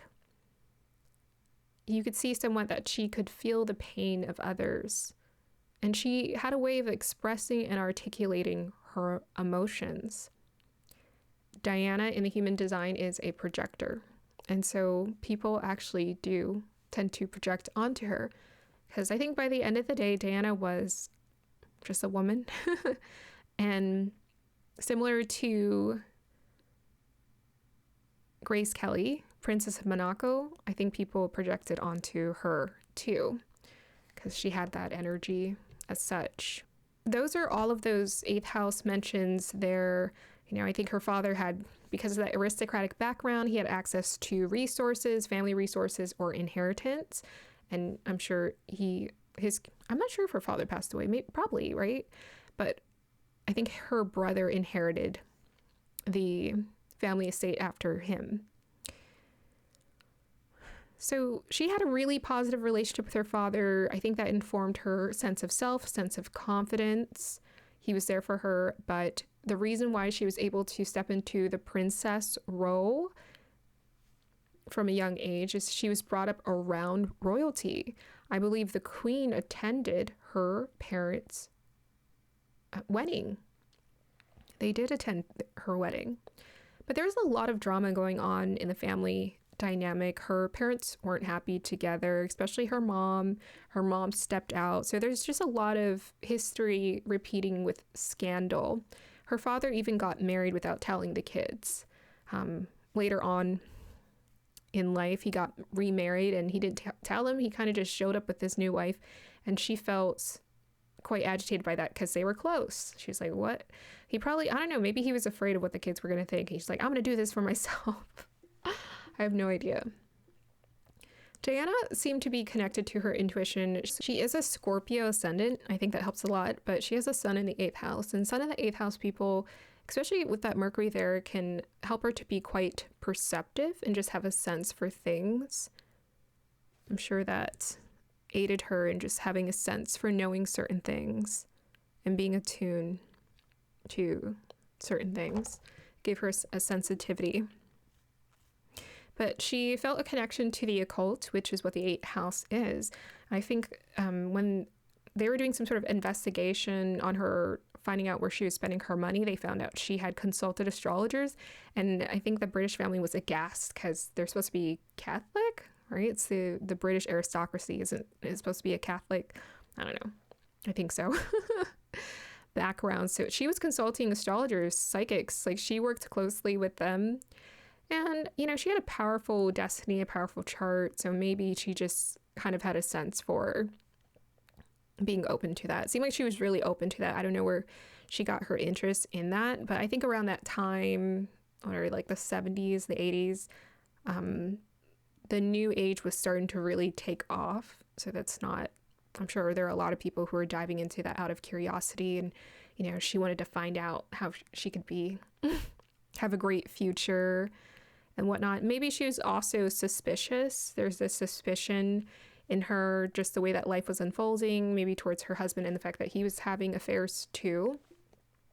Maybe she just wanted to know like what would happen, what would be next, what would be the best choice for her. But ultimately, as someone who has explored my intuition, I've learned that just learning how to use it and trust it. And it's really just a sense of knowing what's right. Messages come repeatedly and they're very soft and confident. It's that quiet, still voice. And that's pretty much what the intuition is. It's not this dramatic emotional stuff. But with the 8th house as well, there is that sudden transformations and this sudden tragedy of how her life ended, which was interesting. I noticed a lot of people who have 8th house placements, they had a sudden death somewhere, Bob Marley being one of them. And it's like, what is going on here? Now, just because one has the 8th house placement, I don't think that's going to create a sudden... I think life is timelines branch out. And I think sometimes tragic things happen. Not, how do I explain this? I think we're here to, by the end of the day, we're here to resolve our karma. We're here to like make peace in life. And I think life became so intense. She died by the age of 36. Life became so intense for her. She was going through so many intense transformations, getting married very young, becoming a mom very young, being under the media scrutiny very young, and the media obsessed with her. It was a lot. I think part of her wanted to enjoy it, but it was just a lot. And I think part of her was very stressed out by that. Like very, with that Sun, Mercury, and Gemini, like very mentally stressed out by it. And I think sometimes when we're so stressed out, we're just not paying attention to details, whether that's hiring a driver who can take you somewhere safely or just like watching for your surroundings. So that's why I often think those things happen, is because it's like this one little accident. I don't know that I believe that we're contracted to just die like that. Moving on to Nelson Mandela. His father was a local chief and counselor of the Thembu royal house in Transkei region of South Africa. His father practiced polygamy. Mandela's mother was his third wife. He lost his status after resisting colonial authorities. So he saw his father lose his status, and this inspired his pathway to studying injustice. Mandela described his father as dignified, proud, and a strong influence in shaping his sense of leadership and resistance. After his father died of illness when Mandela was around 9, he said this in his book, The Long Walk to Freedom, even though other sources have said other ages. He was then sent to live under the guardianship of Chief Jogintaba Dalind Yebo, who raised him as his ward. He studied law to fight injustice, co-founded South Africa's first Black law firm, Mandela and Tambo, where they would defend Black South Africans against apartheid laws, passbook offenses, land evictions, and police harassment. He became a leader in a defiance campaign and deliberately broke the apartheid laws. He was arrested multiple times, charged in the treason trial with 155 others.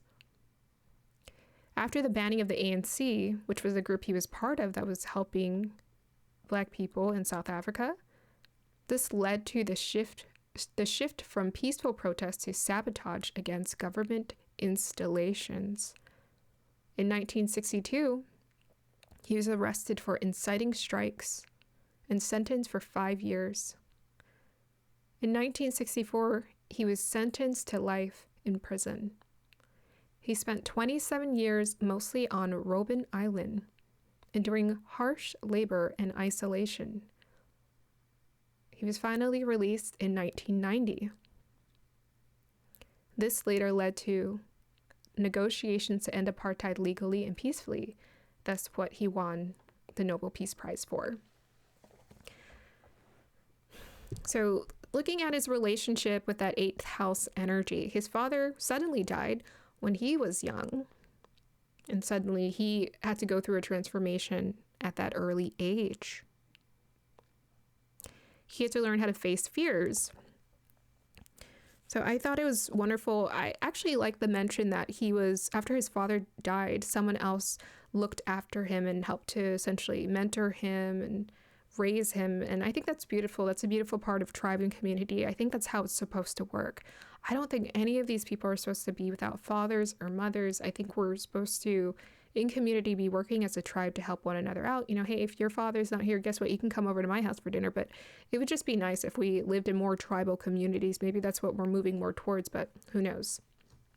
Who knows? Without a doubt, Nelson Mandela is the transformer. As you can see, he always was quite intense with his belief systems about injustice, and he was always fighting for Black people, fighting. And, he didn't care if he had to go to jail for it. He tried to find legal ways to do it, but it was still very rebellious. And so I think that 8th house, with him being quite fearless and just sort of pushing through those experiences, he ultimately ended up being brought into prison and brought into stillness, brought into silence, where that true transformation could take place.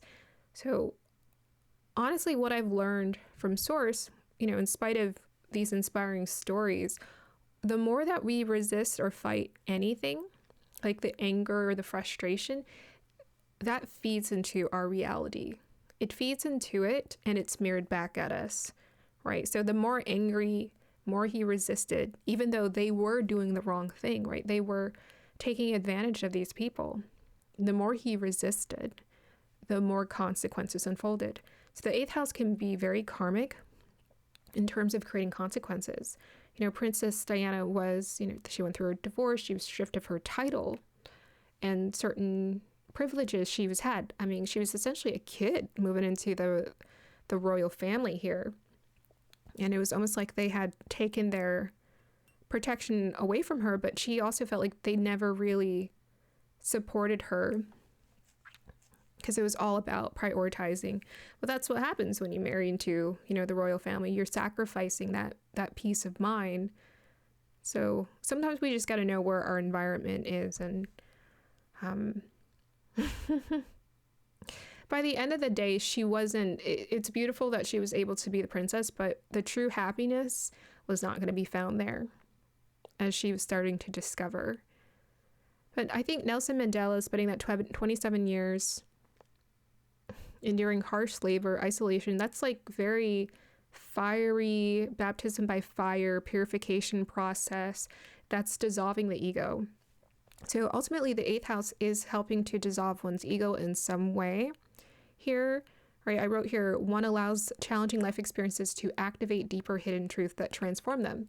And Princess Diana revealed these truths about herself. She's like, well, this is what I went through in my childhood. She was essentially becoming a counselor and sifting through all the trauma she had experienced and learning how to face it with courage and claim and own her story and move through with her head up and her head held high, knowing that it was time to move forward and evolve.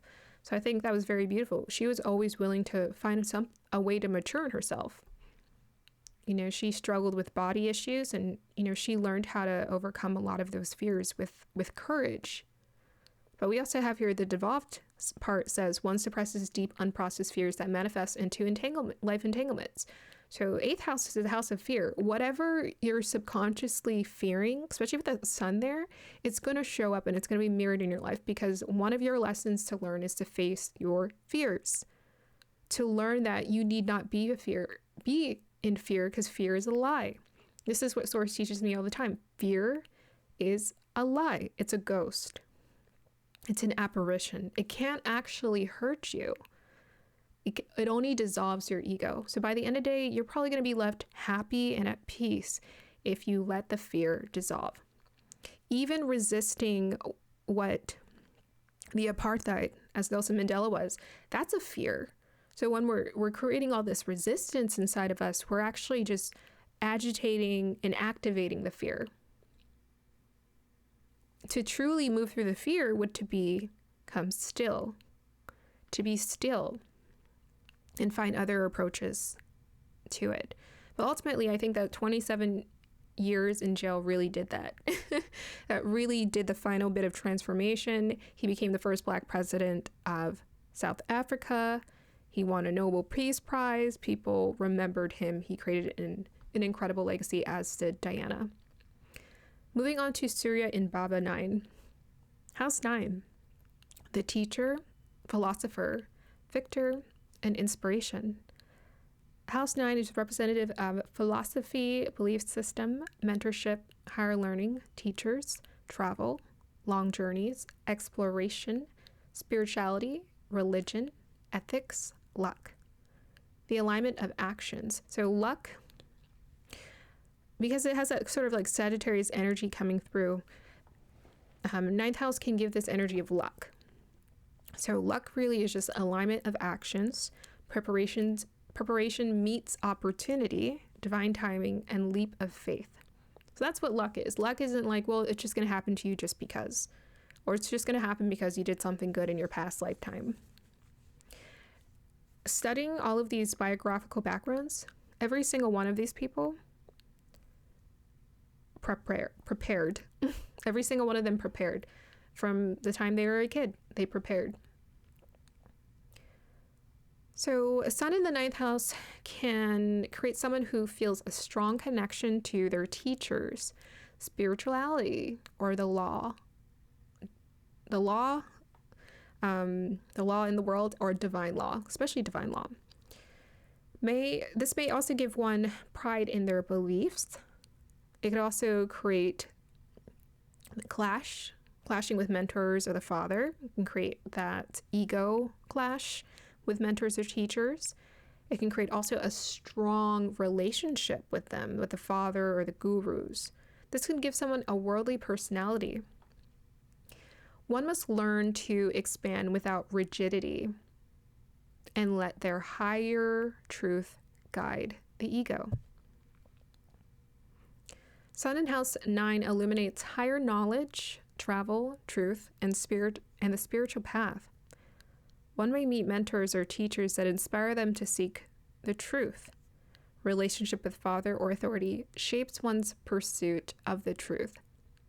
Father or authority figures may have been a prominent mentor. One learns to travel their mind and their soul. Evolved. One goes on a path to access their dharma and break free of the system. One unlocks unlimited higher octaves of truth as they listen to their soul that inspires others to do the same. Devolved. One uses knowledge to dominate, be self-righteous, and feel superior to others. Here are our 2 sun in the 9th house examples. We have Celine Dion and Mother Teresa. Celine Dion has a 16-degree Pisces. Mother Teresa has a 12-degree Leo. And they both have conjunctions there. I'm looking at that. Yeah, Mother Teresa has Mars there. Celine Dion has Saturn and Rahu joining. So let's talk about the legendary songstress. Sun, Saturn, Rahu conjunction in Pisces in the 9th. Along with Jupiter, the dispositor in Leo creates rigorous discipline in education, expansion in music, and massive fame. Creates a big dreamer. And in this case, a global star who attracted an international fan base. Born in a family of musicians, Mom wrote songs for her demo. She was the youngest of 14. I thought her family had 12. I don't know if it was 14. Like, I'm looking at that 8 or that number, and I thought she was a family of 12. She might have been a family of 12. And she was a surprise baby. Her siblings were older. And by the time she was born, her mom was surprised that she could have another one. And on top of that, her siblings jumped in to help raise her. They loved changing her diaper, and they just thought she was so adorable. Because she was raised by people who are a lot older than her, and her parents were a bit older too, this made Celine very wise. Her father was a butcher of trade, then a construction worker. He's her #1 fan. Celine referred to him as tender and gentle, I think fitting for a sun in Pisces. She was very emotional when her father died in 2003. Her mother was a homemaker and became a TV personality later in Quebec. She was very determined and creative. And she also nurtured Celine's talent and career. Celine referred to her as her guiding star. So later on in life, Celine fell in love with her music producer, Renee, who she had met at 12, but they got together when she was 20. There's a big age gap between the two of them, 26 years to be exact. So he is considered her mentor, manager, protector. and now he had become her lover. I think this is interesting with that Sun Rahu Saturn in Pisces conjunction. Her mentor had mortgaged his home to create a record label just to kickstart her career and get her first album out. So Celine had a way of attracting unconditional or generous mentors. Her mother, her music teacher, Renee, Luc Plamondon, David Foster, and etc. Celine felt as though she had a strong life purpose to uplift people. Some of her universal messages, very ninth house, are "My heart will go on," which is courtesy of her Jupiter Leo depositor. Her career started to really take off and expand from starting at the age of 12. She was raised Roman Catholic, so there's that spiritual connection with that Pisces, and also ninth house is kind of like religion, higher beliefs. And she developed a more open spiritual perspective after, I'd imagine, becoming a pop star. It's a different lifestyle, a different financial bracket. You have access to high society, so your mind starts to become more open and worldly to people, less inclined towards rigidity or religion. She overcame the illness of stiff person syndrome. She's been in the news about it, talking about how she's overcome that, though it is not fully cured. But her overcoming this has allowed her to sing at the Paris Olympics opening. The Paris Olympic opening. Like, am I saying that right? So she's incredibly resilient. Now, what is the reflection of the ninth house? We got higher beliefs, we got teachers, mentors, we got inspiration. Now, every time Celine Dion sings, it just feels like she's a huge inspiration to other people. We can't wait to listen to her. I remember growing up on her music. I remember making my mom and Mother's Day CD with pictures and Celine Dion song, because you loved me. Because you love me. Yeah. And so the reason why she relates so strongly, or people feel so connected to her music, is because she taps so perfectly into those universal messages, right? With that Sun Pisces in the ninth house. But I also thought it was interesting that she married her mentor, essentially. And it wasn't weird. She stayed with him. They stayed together until he died of cancer. It was loving. She said it was loving. It was beautiful. What happened initially, who knows? The fact that he mortgaged his house for her, he was a musician. He had a previous lifetime before. He had been, I think, married twice before her. Like, he had that experience of like life before, and he had mortgaged. He had pursued singing, but when he found someone with this gift and this talent, he was like, oh, I got to. Like, this one is definitely worth investing in. And he put everything into it. He worked very hard. You could tell he worked very hard to help her succeed. And because of that, like, there was just no weird energy or scandalous things or anything going on.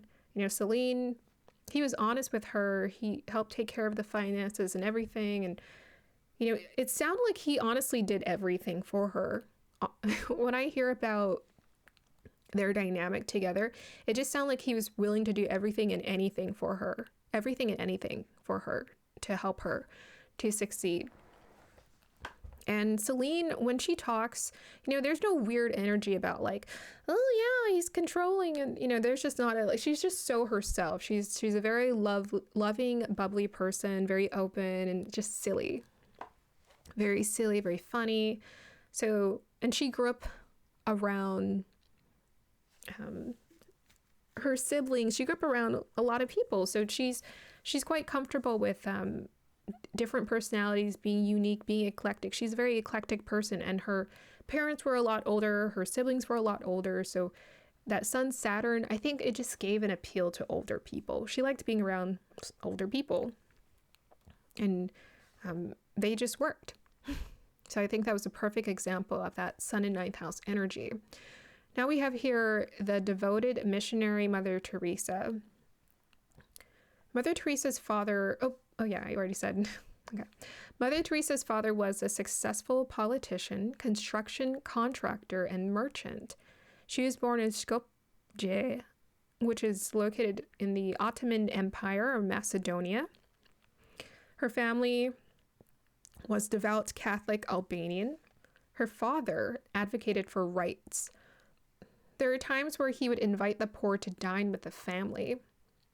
Her father later died of poison when she was around the age of 8, and then her mother took over.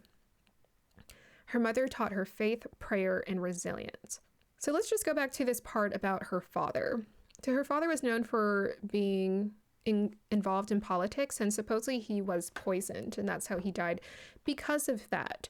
Her father was a generous person who, he always wanted to advocate for people. But, back in those days, this is like this is 1800s? But back then, people were just so intense, like very shady. When they didn't like something, when they didn't like people advocating, they could really abuse their power. And I think in society, sometimes we always talk about how women were abused in society, but listening to some of these backgrounds and Nelson Mandela's story, these people wanted to advocate for the rights of people who deserved it. They deserved to be treated with respect. They were not being treated with respect, and the law was used against him. Nelson Mandela studied law, and it was used against him. So it's just really interesting. It just seems like the whole of society was in a fallen, disadvantageous state. So she learned early on to have those inclinations towards caring towards people, caring towards the poor. So people were looking at her like, well, dang, how are you so compassionate? Well, look at how she was raised. Don't look far from the tree here. The apple doesn't fall far from the tree. We are informed from our immediate circumstance what we move towards or what we move away from. So her mother taught her faith, prayer, and resilience. Mother Teresa was canonized a saint. She's a spiritual warrior and a humanist healer. She was trained as a teacher at the Institute of the Blessed Virgin Mary in Ireland. Her mentors were bishops and senior nuns, as well as in Calcutta. But she also considers God to be her most important mentor. She was part of the Missionaries of Charity in 1950, or she helped to form it, and then this became a global organization. She arrived in Calcutta in 1929 and learned Bengali and Hindi. So I was listening to her talk in one of the documentaries, and I was like, she really knows how to talk that language very well. And that from 1929, she was learning the language of the people. She's known for caring for the marginalized or the sick, and as well as abandoned babies. So they would take in an insane amount of babies, like 100 babies who are like starving. They would help to feed them, get them re-energized. And once they're healthy again, usually the parents would take them back because the parents would give them to them because the parents didn't have food or nourishment for them. And I saw her interact with the babies. She's legit. I'm like, I think people need to, I think we really just need to see people for the whole that they are. But she would just grab those babies and just like hold them and like, make sure they're good. And she talked, I don't know. I have not seen that. Okay. Maybe I need to get out more, but I don't see that kind of compassion in people, that sincerity. It's just so rare. She had a lot of love to offer to people.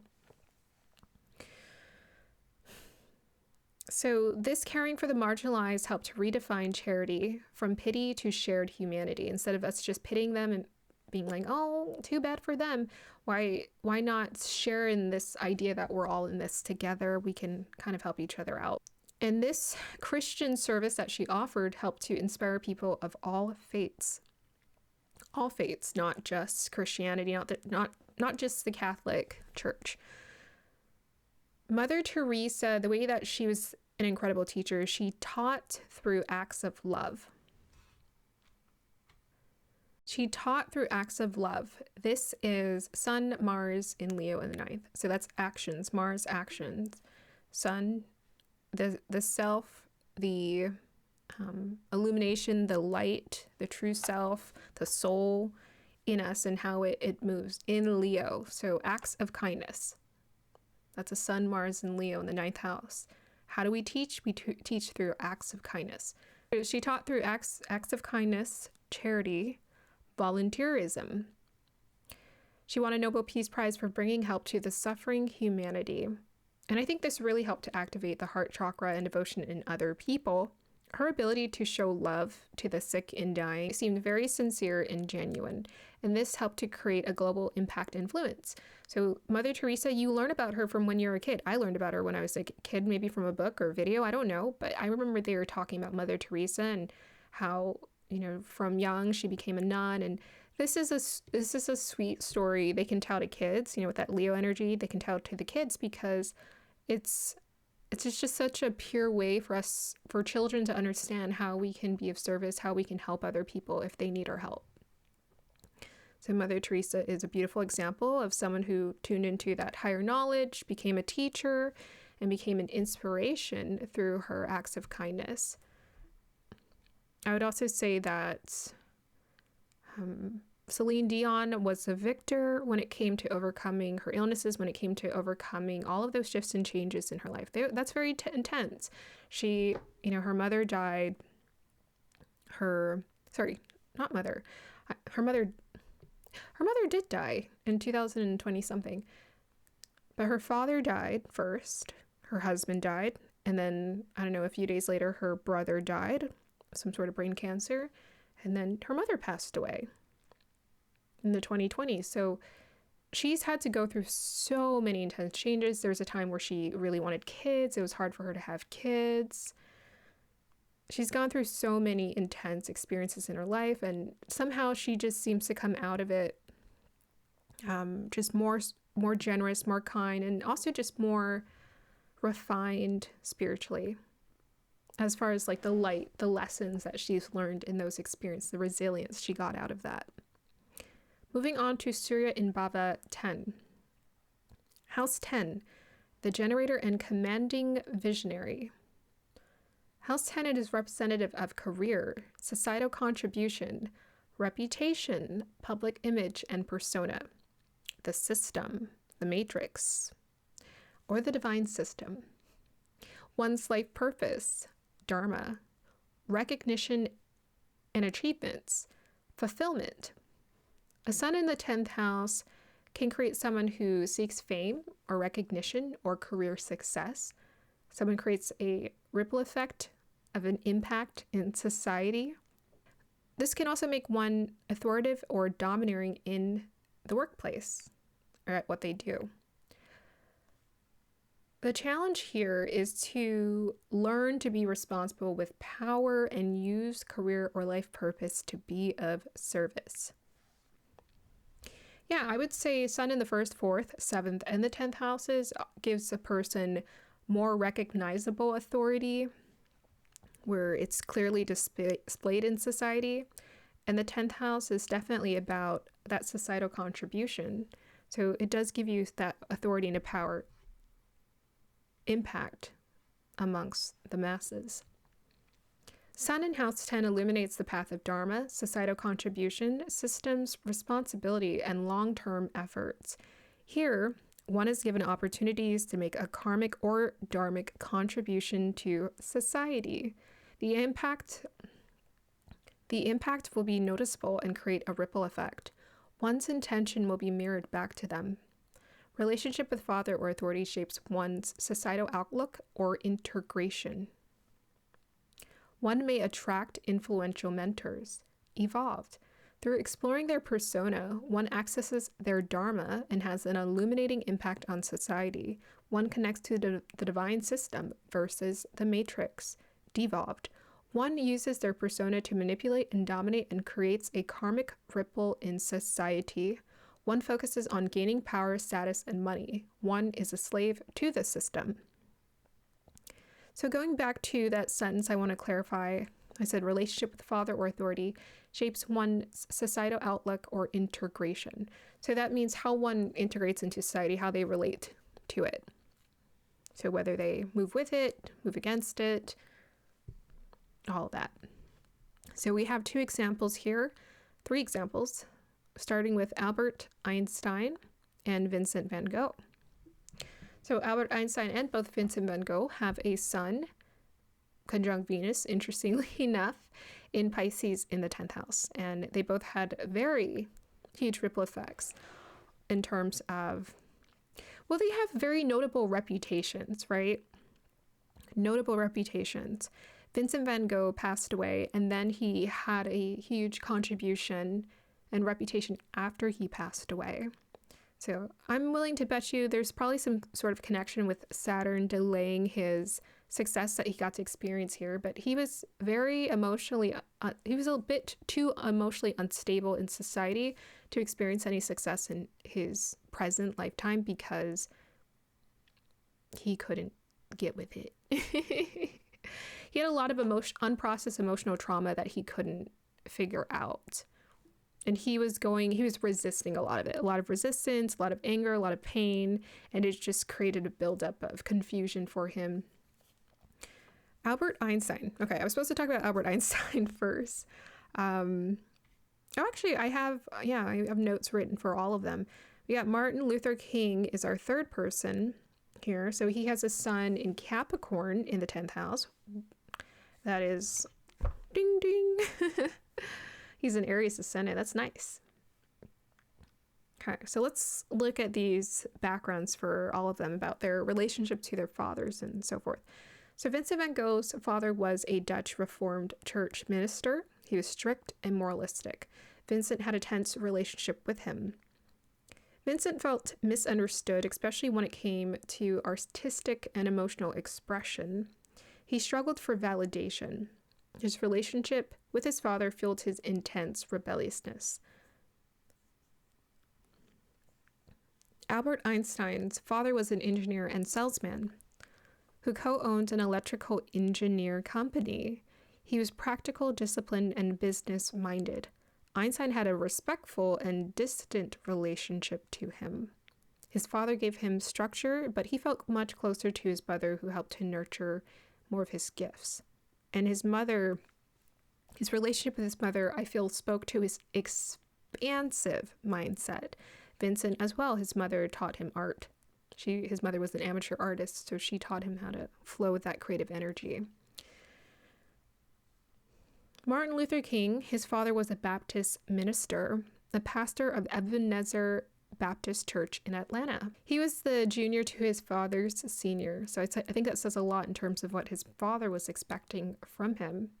He had a strong informative and close relationship with his father. His father was a leader in the community. He admired him, but also felt the pressure to live up to his father's high moral standards. He felt like his father was a great mentor to him, especially when it came to public speaking, leadership, and social responsibility. While he was in school, he studied systematic theology, which is perfect for that 10th house and that Capricorn. He studied systematic theology. That's too perfect. The fact that Albert Einstein's father was, he co-owned an electrical engineer company, and Albert Einstein was given like a Nobel Peace Prize for like some sort of like photoelectric effect of some sort. And Vincent van Gogh's father was very spiritual. You got that Pisces connection there, but he had that strict moralistic energy. And I think Vincent had a harsh inner voice in him that created a lot of frustration for him. So I'm sure that informed the way he approached his life. So how are these men reflective of these 10th house energies? Now, like I said before, the 10th house is about systems. This is about getting to work. And all of these men were like, I think, workhorses in a sense.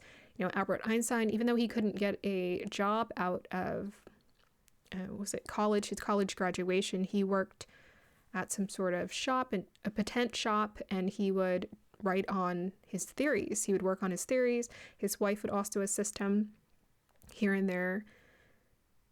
Vincent van Gogh, same thing. He kept trying a million things and everything and then some to try to figure out his path in life. I think he died before he was 40. I'm almost certain he did. But while he was alive, he did like thousands of paintings. Now, I've painted since I've drawn, I've painted.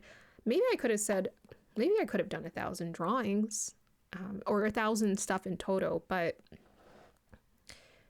that's like over a longer period of time. And even then, this is including like small drawings. He did like 1,000 paintings and only ever sold one, which is crazy. So he definitely had the ability to work. And I find that, especially when someone has a 10th house energy, they genuinely put in the work to create something.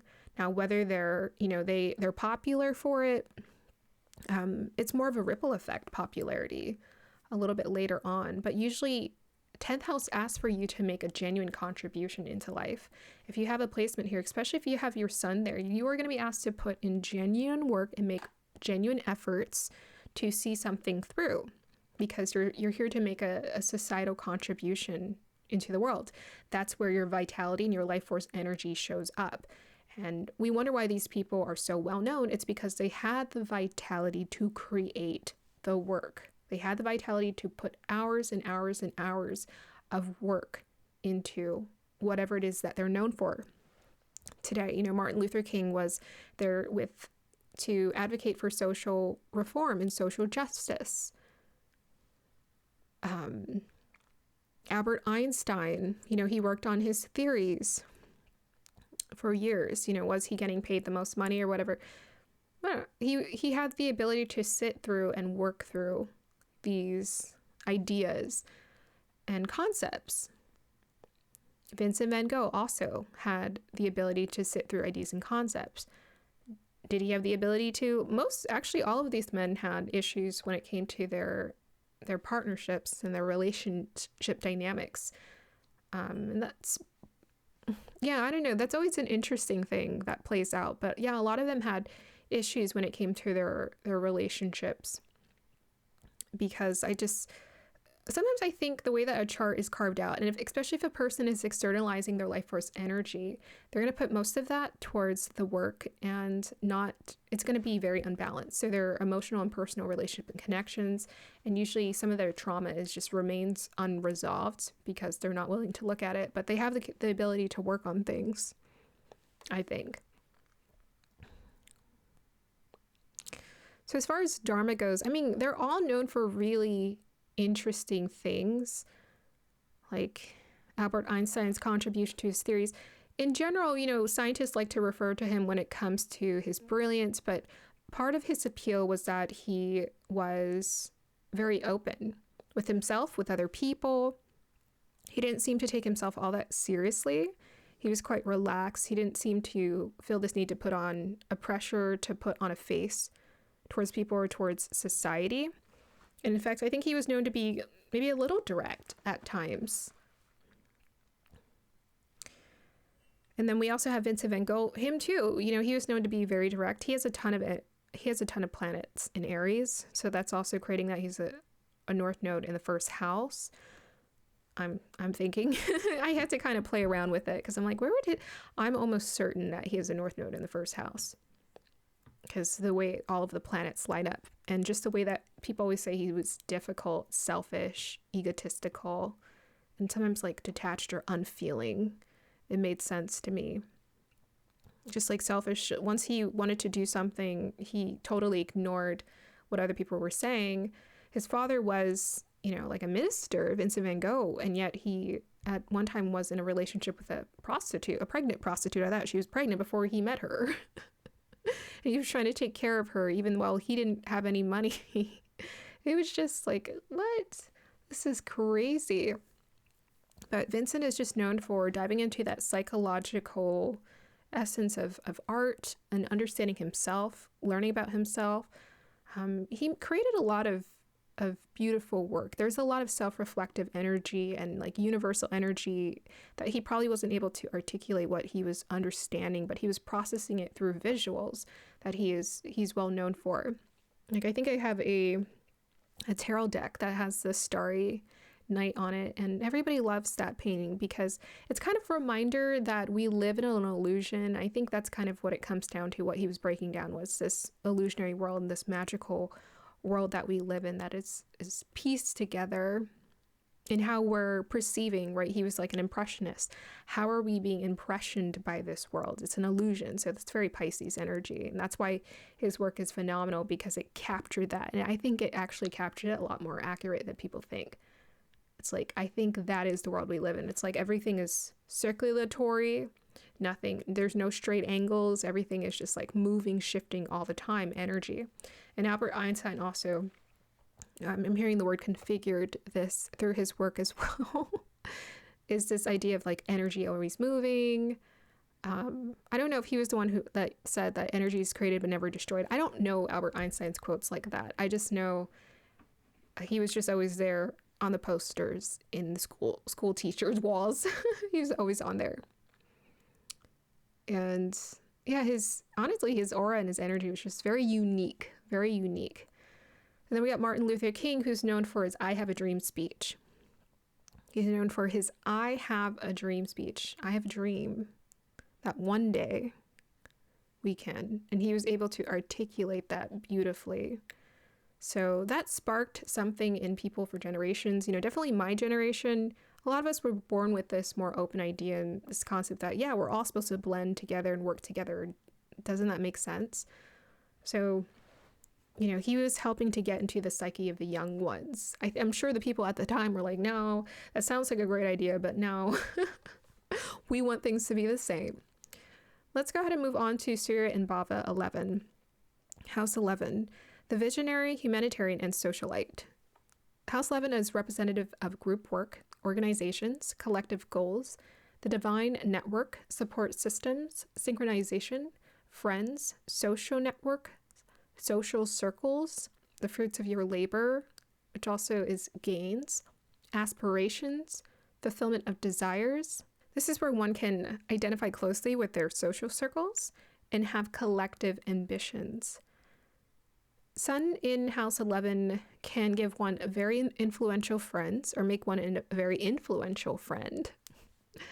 It could make one feel very prideful when it comes to their status in society. And one must learn to share their gains. The lesson here is that one must learn to share their gains generously and embrace collective dharma. Yeah, so those Saturn houses are no joke. That's definitely going to call for some sort of contribution to be made into society where we really have to let the ego dissolve. And I think that's kind of part of Vincent van Gogh's issues. He had a hard time with that Sun in 10th house dissolving his ego and his pride. With that 10th house, that really gives someone a drive to make something in this world. And when they're not able to do that or succeed at that, that creates a lot of frustration. Vincent had a very frustrating relationship with his father, and he wasn't able to create the foundation for his own self-esteem. Had he learned to not externalize validation but go into himself, as he was trying to through his paintings and work, but he externalized it too much. If he had really just sat with himself a little bit longer each time, he might have come to that conclusion that he never needed the validation of his parents to be a success at all. Sun in House 11 illuminates collective ideas, goals, and missions. One is called into being of service to humanity by leading larger organizations and helping to direct the flow of the group work. The idea versus the desire is a guiding post for this person. One feels obligated to contribute to the tribe. Relationship with father or authority shapes one's idealistic and principled aim in life. One attracts mentors who are group-oriented. Evolved. One uses their charisma to create harmony in collectives and learns to channel imaginative concepts into real-life contributions. One attracts groups who help them to ascend and inspires others to do the same. Devolved. One uses their persona to manipulate and dominate larger organizations. One uses their charisma to climb up the ladder of social networking to profit. Okay. So we have 4 examples, leading ladies here. We got Marilyn Monroe, Angelina Jolie, Anne Frank, and Frida Kahlo. So looking at their backgrounds here, or I mean, we can look at their signs. So both Marilyn and Angelina and Anne Frank have a sun in Taurus, and Frida Kahlo has a sun in Gemini in the 11th house. Looking at their backgrounds here, Anne's Frank father was a businessman and the only surviving member of her family after the Nazi occupation and the war. After the war, he published her diary. They were very close and deeply connected. She confided in him, but he ultimately fulfilled her legacy. Anne is considered the voice of her generation. Millions of readers were able to relate to her. Marilyn Monroe's father's identity was uncertain, but when she found out who he was, he chose to not participate in her life whatsoever, so they had a non-existent relationship. So this created abandonment issues for her and ultimately led to confusion in group identity. She became a part of the Hollywood elite and intellectuals who were a part of that. I don't know if it was Arthur Miller or somebody with an Arthur in their name. But a lot of the relationships she had here were transactional. She was highly liked by the masses, but she lacked actual friends, or more friends, more genuine friends. Angelina Jolie's father was a famous actor. Their relationship together was strained. She publicly criticized him and was estranged, then later reconciled. Angelina became a humanitarian and leader in global networks, and she helped to advocate for refugees, adoption, and social justice. She connected to the Hollywood circle, but also expanded to a global network where she's been involved with people who have diplomatic backgrounds, and those relationships are very purpose-driven. Frida Kahlo's father was a photographer of German descent. She had a very close relationship with her father. He supported her artistry and intelligence. She admired him. Frida is known for defining cultural identity of Mexico, Mexican people, and women through art and beauty.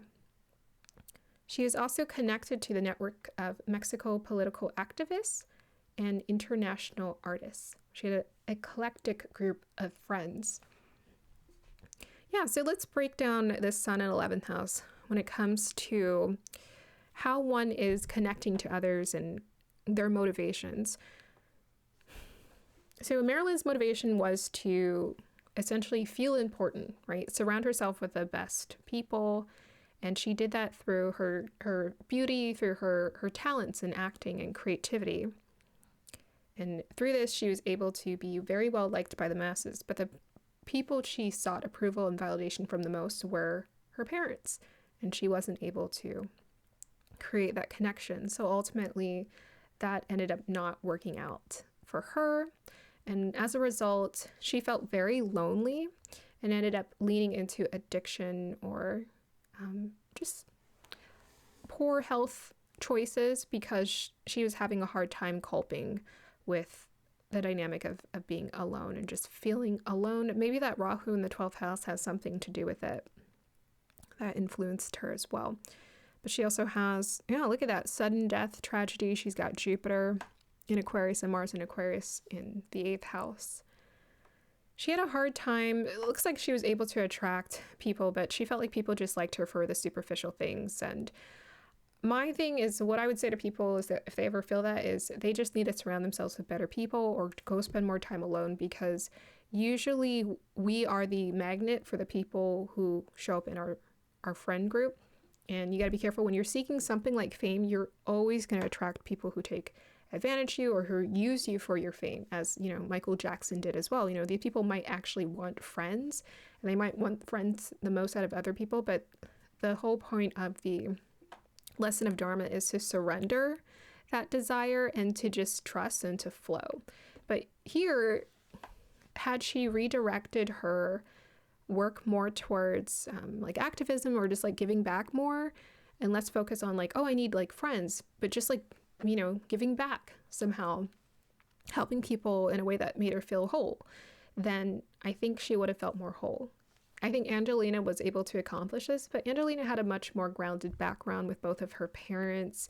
You know, Angelina's father was famous, so she already had connections to that social circle. She has a son in, actually her and Marilyn have a son in Rohini, so that kind of gives one access to the fruits, the comforts of life. It also gives them access to luxury. And I remember watching Marilyn Monroe in one of the movies, and she had a beautiful dress on. So Angelina definitely attracts materialistic success here, has those connections, and you know, designers, I'm sure, want to collaborate with her, and Marilyn too. They want to collaborate with them and give them beautiful things for them to enjoy. But Angelina chose to, you know, especially with that Rahu in the 5th house, she enjoys probably more being around her kids and just creating in general. And she chose to create more purpose-driven connections where she moved more towards purpose. And I think that's honestly the trick to anything, is just figuring out how to be more purposeful with connections, because even PT Prashant Trivedi taught me this. He taught me the importance of understanding that relationships should have goals, right? We can't, if we just coexist, it would be like, what's the point? If that person is in alignment with your dharmic path, both of you are going to be a lot more aligned. So it's better to get with someone to succeed or accomplish something or work on something together versus just being there because you need attention. It's better to just find a way to give yourself that attention. Moving on to Anne Frank and Frida Kahlo. Anne had a very close relationship with her father. Her father ended up publishing her book with that sun in Taurus in the, looks like 11th house. So she has her sun in Mrigashira, which is kind of cool. Mrigashira is like a deer-like energy. It's communicative, intellectual. And so I imagine she was probably popular. She probably did have a nice group of friends who were around her. But, you know, at the age of 12, during the war situation, that definitely limited her circle. But people said that she was outgoing. I don't know, I was kind of getting confusing responses through the internet, but I was like, well, how did people describe her who know her? And the people who knew her said that she was outgoing. In fact, she mentioned in her journal laughing about dirty jokes. So it seemed like she had a very outgoing personality. Some people said she liked attention, right? That sun in the 11th house likes attention, likes fame, likes hanging around people. But ultimately, Anne's dharma was fulfilled through her father by him publishing her book, and that helped her reputation to be that of someone who left a legacy of being able to relate to these people. You know, she was a pure, young, just beautiful essence in the world, and she was able to share her personal story. Then we have here Frida Kahlo. So Frida Kahlo, she grew up around this eclectic environment of artists. Her father was a photographer, unique, creative individual, and she grew up around artists. She grew up around people being different, unique, and I'm sure her father had ties to certain people, because usually, you know, you're hiring a photographer, usually people who have money hire photographers, right? So it's like going to be wealthy people who want their pictures taken or their portraits taken, or businesses who want a picture taken of the sort. Yeah, it's like usually people of notable status who want their pictures taken. So I'm sure her father easily had access to a broad network of other people. She ended up meeting Diego Rivera through the artistic community. Diego Rivera was there is a significant age gap between him and her. But she met him through that creative, diverse circle. And then through Diego Rivera, you know, she was able to meet other artists because he was more successful, you know, doing successful commissions around the world. She didn't really talk about her work all that much until she got comfortable with, I think, hanging out with him doing work and hanging out with people who were doing work. I think her work was more personalized and for herself, but I think she definitely liked socializing with artists and intellectuals of a sort, and she was known to have like affairs with people of both genders. So yeah, very open energy, especially with that Gemini. She's got Pluto, Venus, Neptune, Sun, Jupiter there. It's like, yep. That can create sort of an androgynous energy. In fact, she kind of gave that off in some of her work, a bit of an androgynous energy. So I'm sure she was connected to both her masculine and in her feminine side, and that's probably who she attracted. But a lot of eclectic people around her and international artists she was able to meet through her connections. And I think this ultimately gave her some recognition, opportunity for her to put her artwork out there where people could see it. So those are all of them. Angelina Jolie is known to be a humanitarian, to give back social justice. She definitely reflects that part of it. Frida Kahlo was definitely a visionary in terms of her artwork. She was a literal visionary in that sense, and Marilyn Monroe was a socialite. As was Angelina and Frida, and Anne Frank connected to the collective through her writings. Moving on to Surya in Bhava 12. House 12. The mystic, chameleon and projector. House 12 is that of isolation, solitude, privacy, behind the scenes, foreign lands. It's the ether, unconscious, dreams, intuition, moksha, liberation, karmic release, sacrifice, divine flow, past life, hidden abilities, loss, expenses, debt, ego dissolution, and dissolution of attachments, as well as spiritual practices. When someone has Sun in the 12th house, this can create one who feels hidden, unrecognized, or prefers privacy, someone who yearns for solitude. The lesson here is that one must learn to surrender their ego and find radiance in serving the divine. Sun in House 12 illuminates the unconscious, the hidden, spirituality, moksha, and foreign affairs. This gives someone a mysterious chameleon-like persona that is adaptable to all environments. One may have an enriched imagination or repertoire and prefer privacy over, or have private interests unknown to the world. Here, one can access past life talents or abilities. Relationship with father or authority shapes one's spiritual life or unconscious motivations. One may have a past life connection with their father. Evolved. One can access the ether to achieve moksha and inspires others to do the same. One can aid in foreign affairs. One learns to shape-shift into higher states of consciousness and projects higher consciousness out into the world. Devolved. Identity may feel lost, leading one to get their sense of self from others.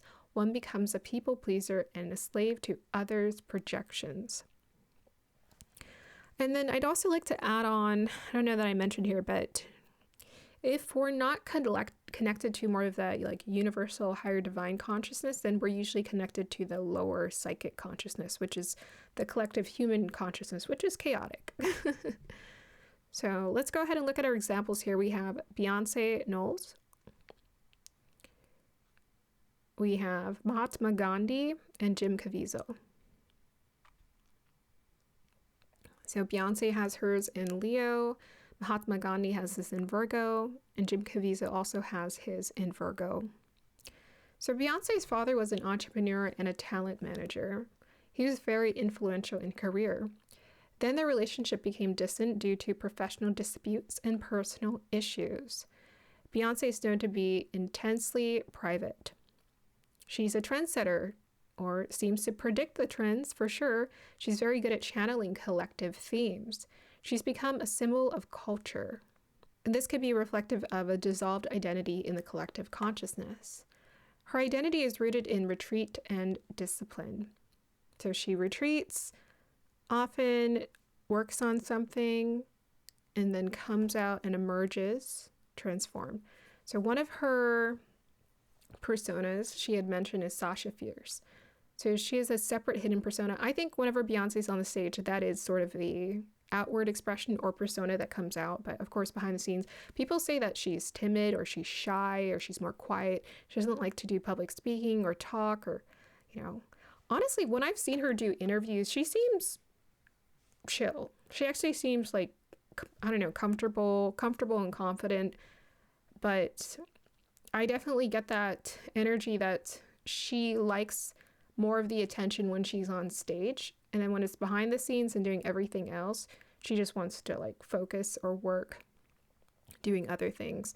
And I think she just, over the years, she learned that she didn't want to be turned on all the time, because I think every time she's out there, whether that's in front of a camera or on stage, I think it is part of a persona that she's putting on, because she doesn't always feel Like she can show everyone all of her emotions because people will have a lot to say about it. So I'm sure she keeps a lot of her genuine responses behind closed doors. And there's always been a mystery aura around her. People always say that, oh, she's quite private. She is. And it's kind of amazing for someone who, has such a public life. So she would often retreat and reemerge with transformative work. She uses a lot of symbology in her work. Lemonade, symbolic for transformation. Renaissance, symbolic for revival. And cowboy, symbolic for freedom. So she uses a lot of symbols.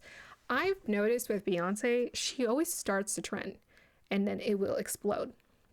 And I always wondered, how does she do that? I paid attention like years ago. I started noticing she does something and then usually people start doing it afterwards and then it like starts catching on. And then, but by the time it's like really picking up or whatever, she moves on to the next thing and then people start doing that later on. And I'm like, what is that? Like, how is she always ahead of the trend? Is she just speaking to designers? I don't think that's it. I think she's actually really intuitive when it comes to her choices. I'm sure she has a team that's working to put all of this together, but I think she's quite intuitive about what she chooses, because by the end of the day, she's signing off on these projects. She's signing off on what she wants things to look at. When you've heard people talk about working with her, they always say, oh, when she doesn't like something, she'll let you know. When she doesn't think it's good or that it could be better, she's very direct about letting people know what needs to be done better. She's authoritative behind the scenes, right? So we've all, not all, but there are documentaries online showing what she's like behind the scenes. She's very authoritative behind the scenes. When it comes to the work, not like trying to dominate people, but she has a balanced authority, with that Leo. So it can be fun, playful, but yet serious and protective and guiding light. That's what a father energy is, like a guiding light. So she tries to be a guiding light when it comes to the people she has employed with her who are working on these projects. Yeah, but she seems to always be ahead of the game. I noticed that like whenever she does something with an album, people will start following it years later. And at first it's kind of fresh and new, and sometimes people don't quite understand what she's doing it, but the trend always trickles.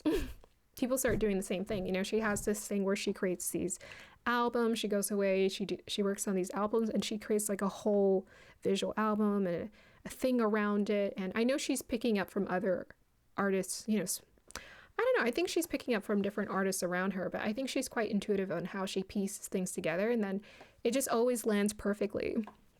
Like when she did like the Cowboy Carter Renaissance. And at that time, there was actually a spiritual renaissance being activated as someone who reads energy. So I'm like, she's intuitive. I don't know. I'm sure, you know what? I think she has very active dreams. And I don't know if she's mentioned that in her interviews, but I'm sure she does. Right, moving on to, she's also has this projector energy. I'm sure people project onto her quite a bit. She also has a Rahu in Cancer, so a bit of that water energy support showing up in her life. She's a chameleon in the sense that she knows how to transform through her artistry and just kind of become the work, become the energy. She's also done some acting as well. And I've never had an issue with her acting. I mean, I've liked her in some movies. Maybe watching it back, I was like, oh yeah, that's a little, but at the time I thought it was cute. It was good. Okay, let's look at Mahatma Gandhi and Jim Caviezel. So Gandhi's father was a local political respected figure. His father passed away when he was 16. Gandhi gave up his personal agenda to embody the collective liberation through activism. He spent years in South Africa, exiled from India. He was imprisoned for civil disobedience. He used confinement as a spiritual and political catalyst to turn suffering into service. He renounced materialistic life and embraced simple living. He lived in ashrams. He advocated for untouchables. His assassination made him a martyr, very reflective of that 12th house energy. Jim Caviezel's father was a chiropractor. His father is his senior to his junior. So like Martin Luther King, he is the junior to his father's senior. His father's name is James, and I think his name is James too, but he went by Jim to create an identity for himself. He's close with his father, who he considers to be a quiet guide. He has an identity around it, and his identity is guided by the Catholic faith, not Hollywood, even though he's worked in Hollywood. The Count of Monte Cristo is one of my favorite films that he's ever done. Obsessed with that. I would watch it since I was young. I was obsessed with that movie, and I couldn't understand why. And then I did Saturn and Pisces Part 2 on it, and then I realized why, because it's basically the exact thing my whole life is about, which is crazy. And then Passion of the Christ. He did Passion of the Christ. He chose faith. He chooses these days especially to do faith-based roles with no love scenes. He embraces roles around suffering, sacrifice, and spiritual themes.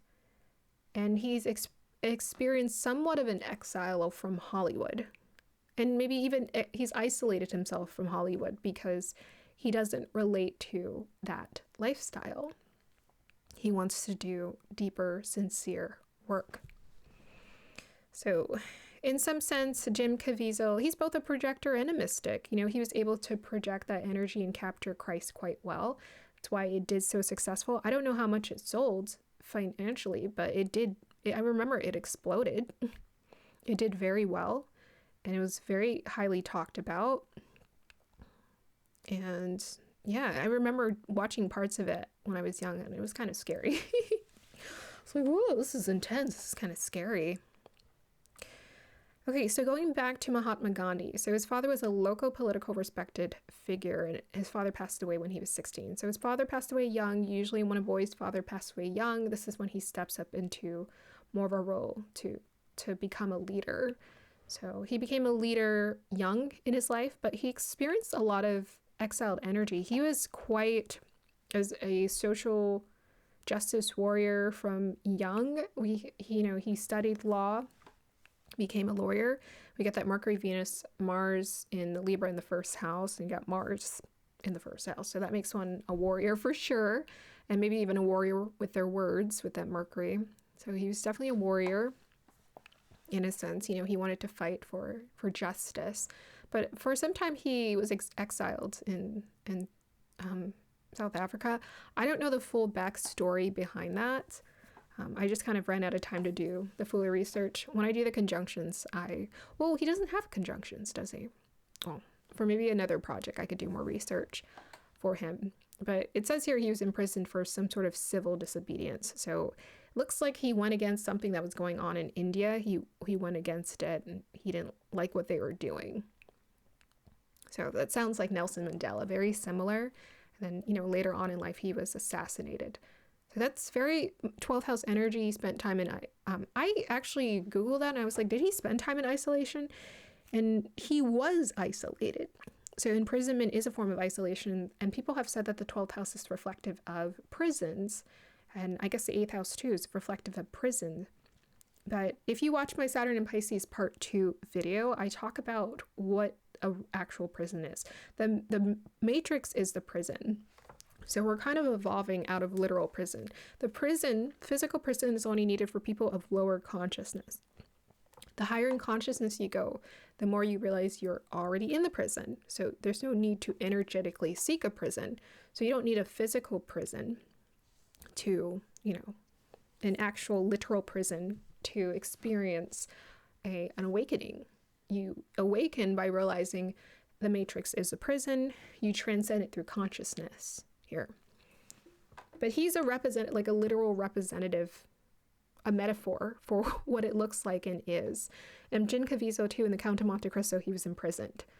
So both of them fit that sun in the 12th house beautifully. It's like wanting to get out of this, needing to figure out how to get out of it, but both of them had to surrender to their experiences.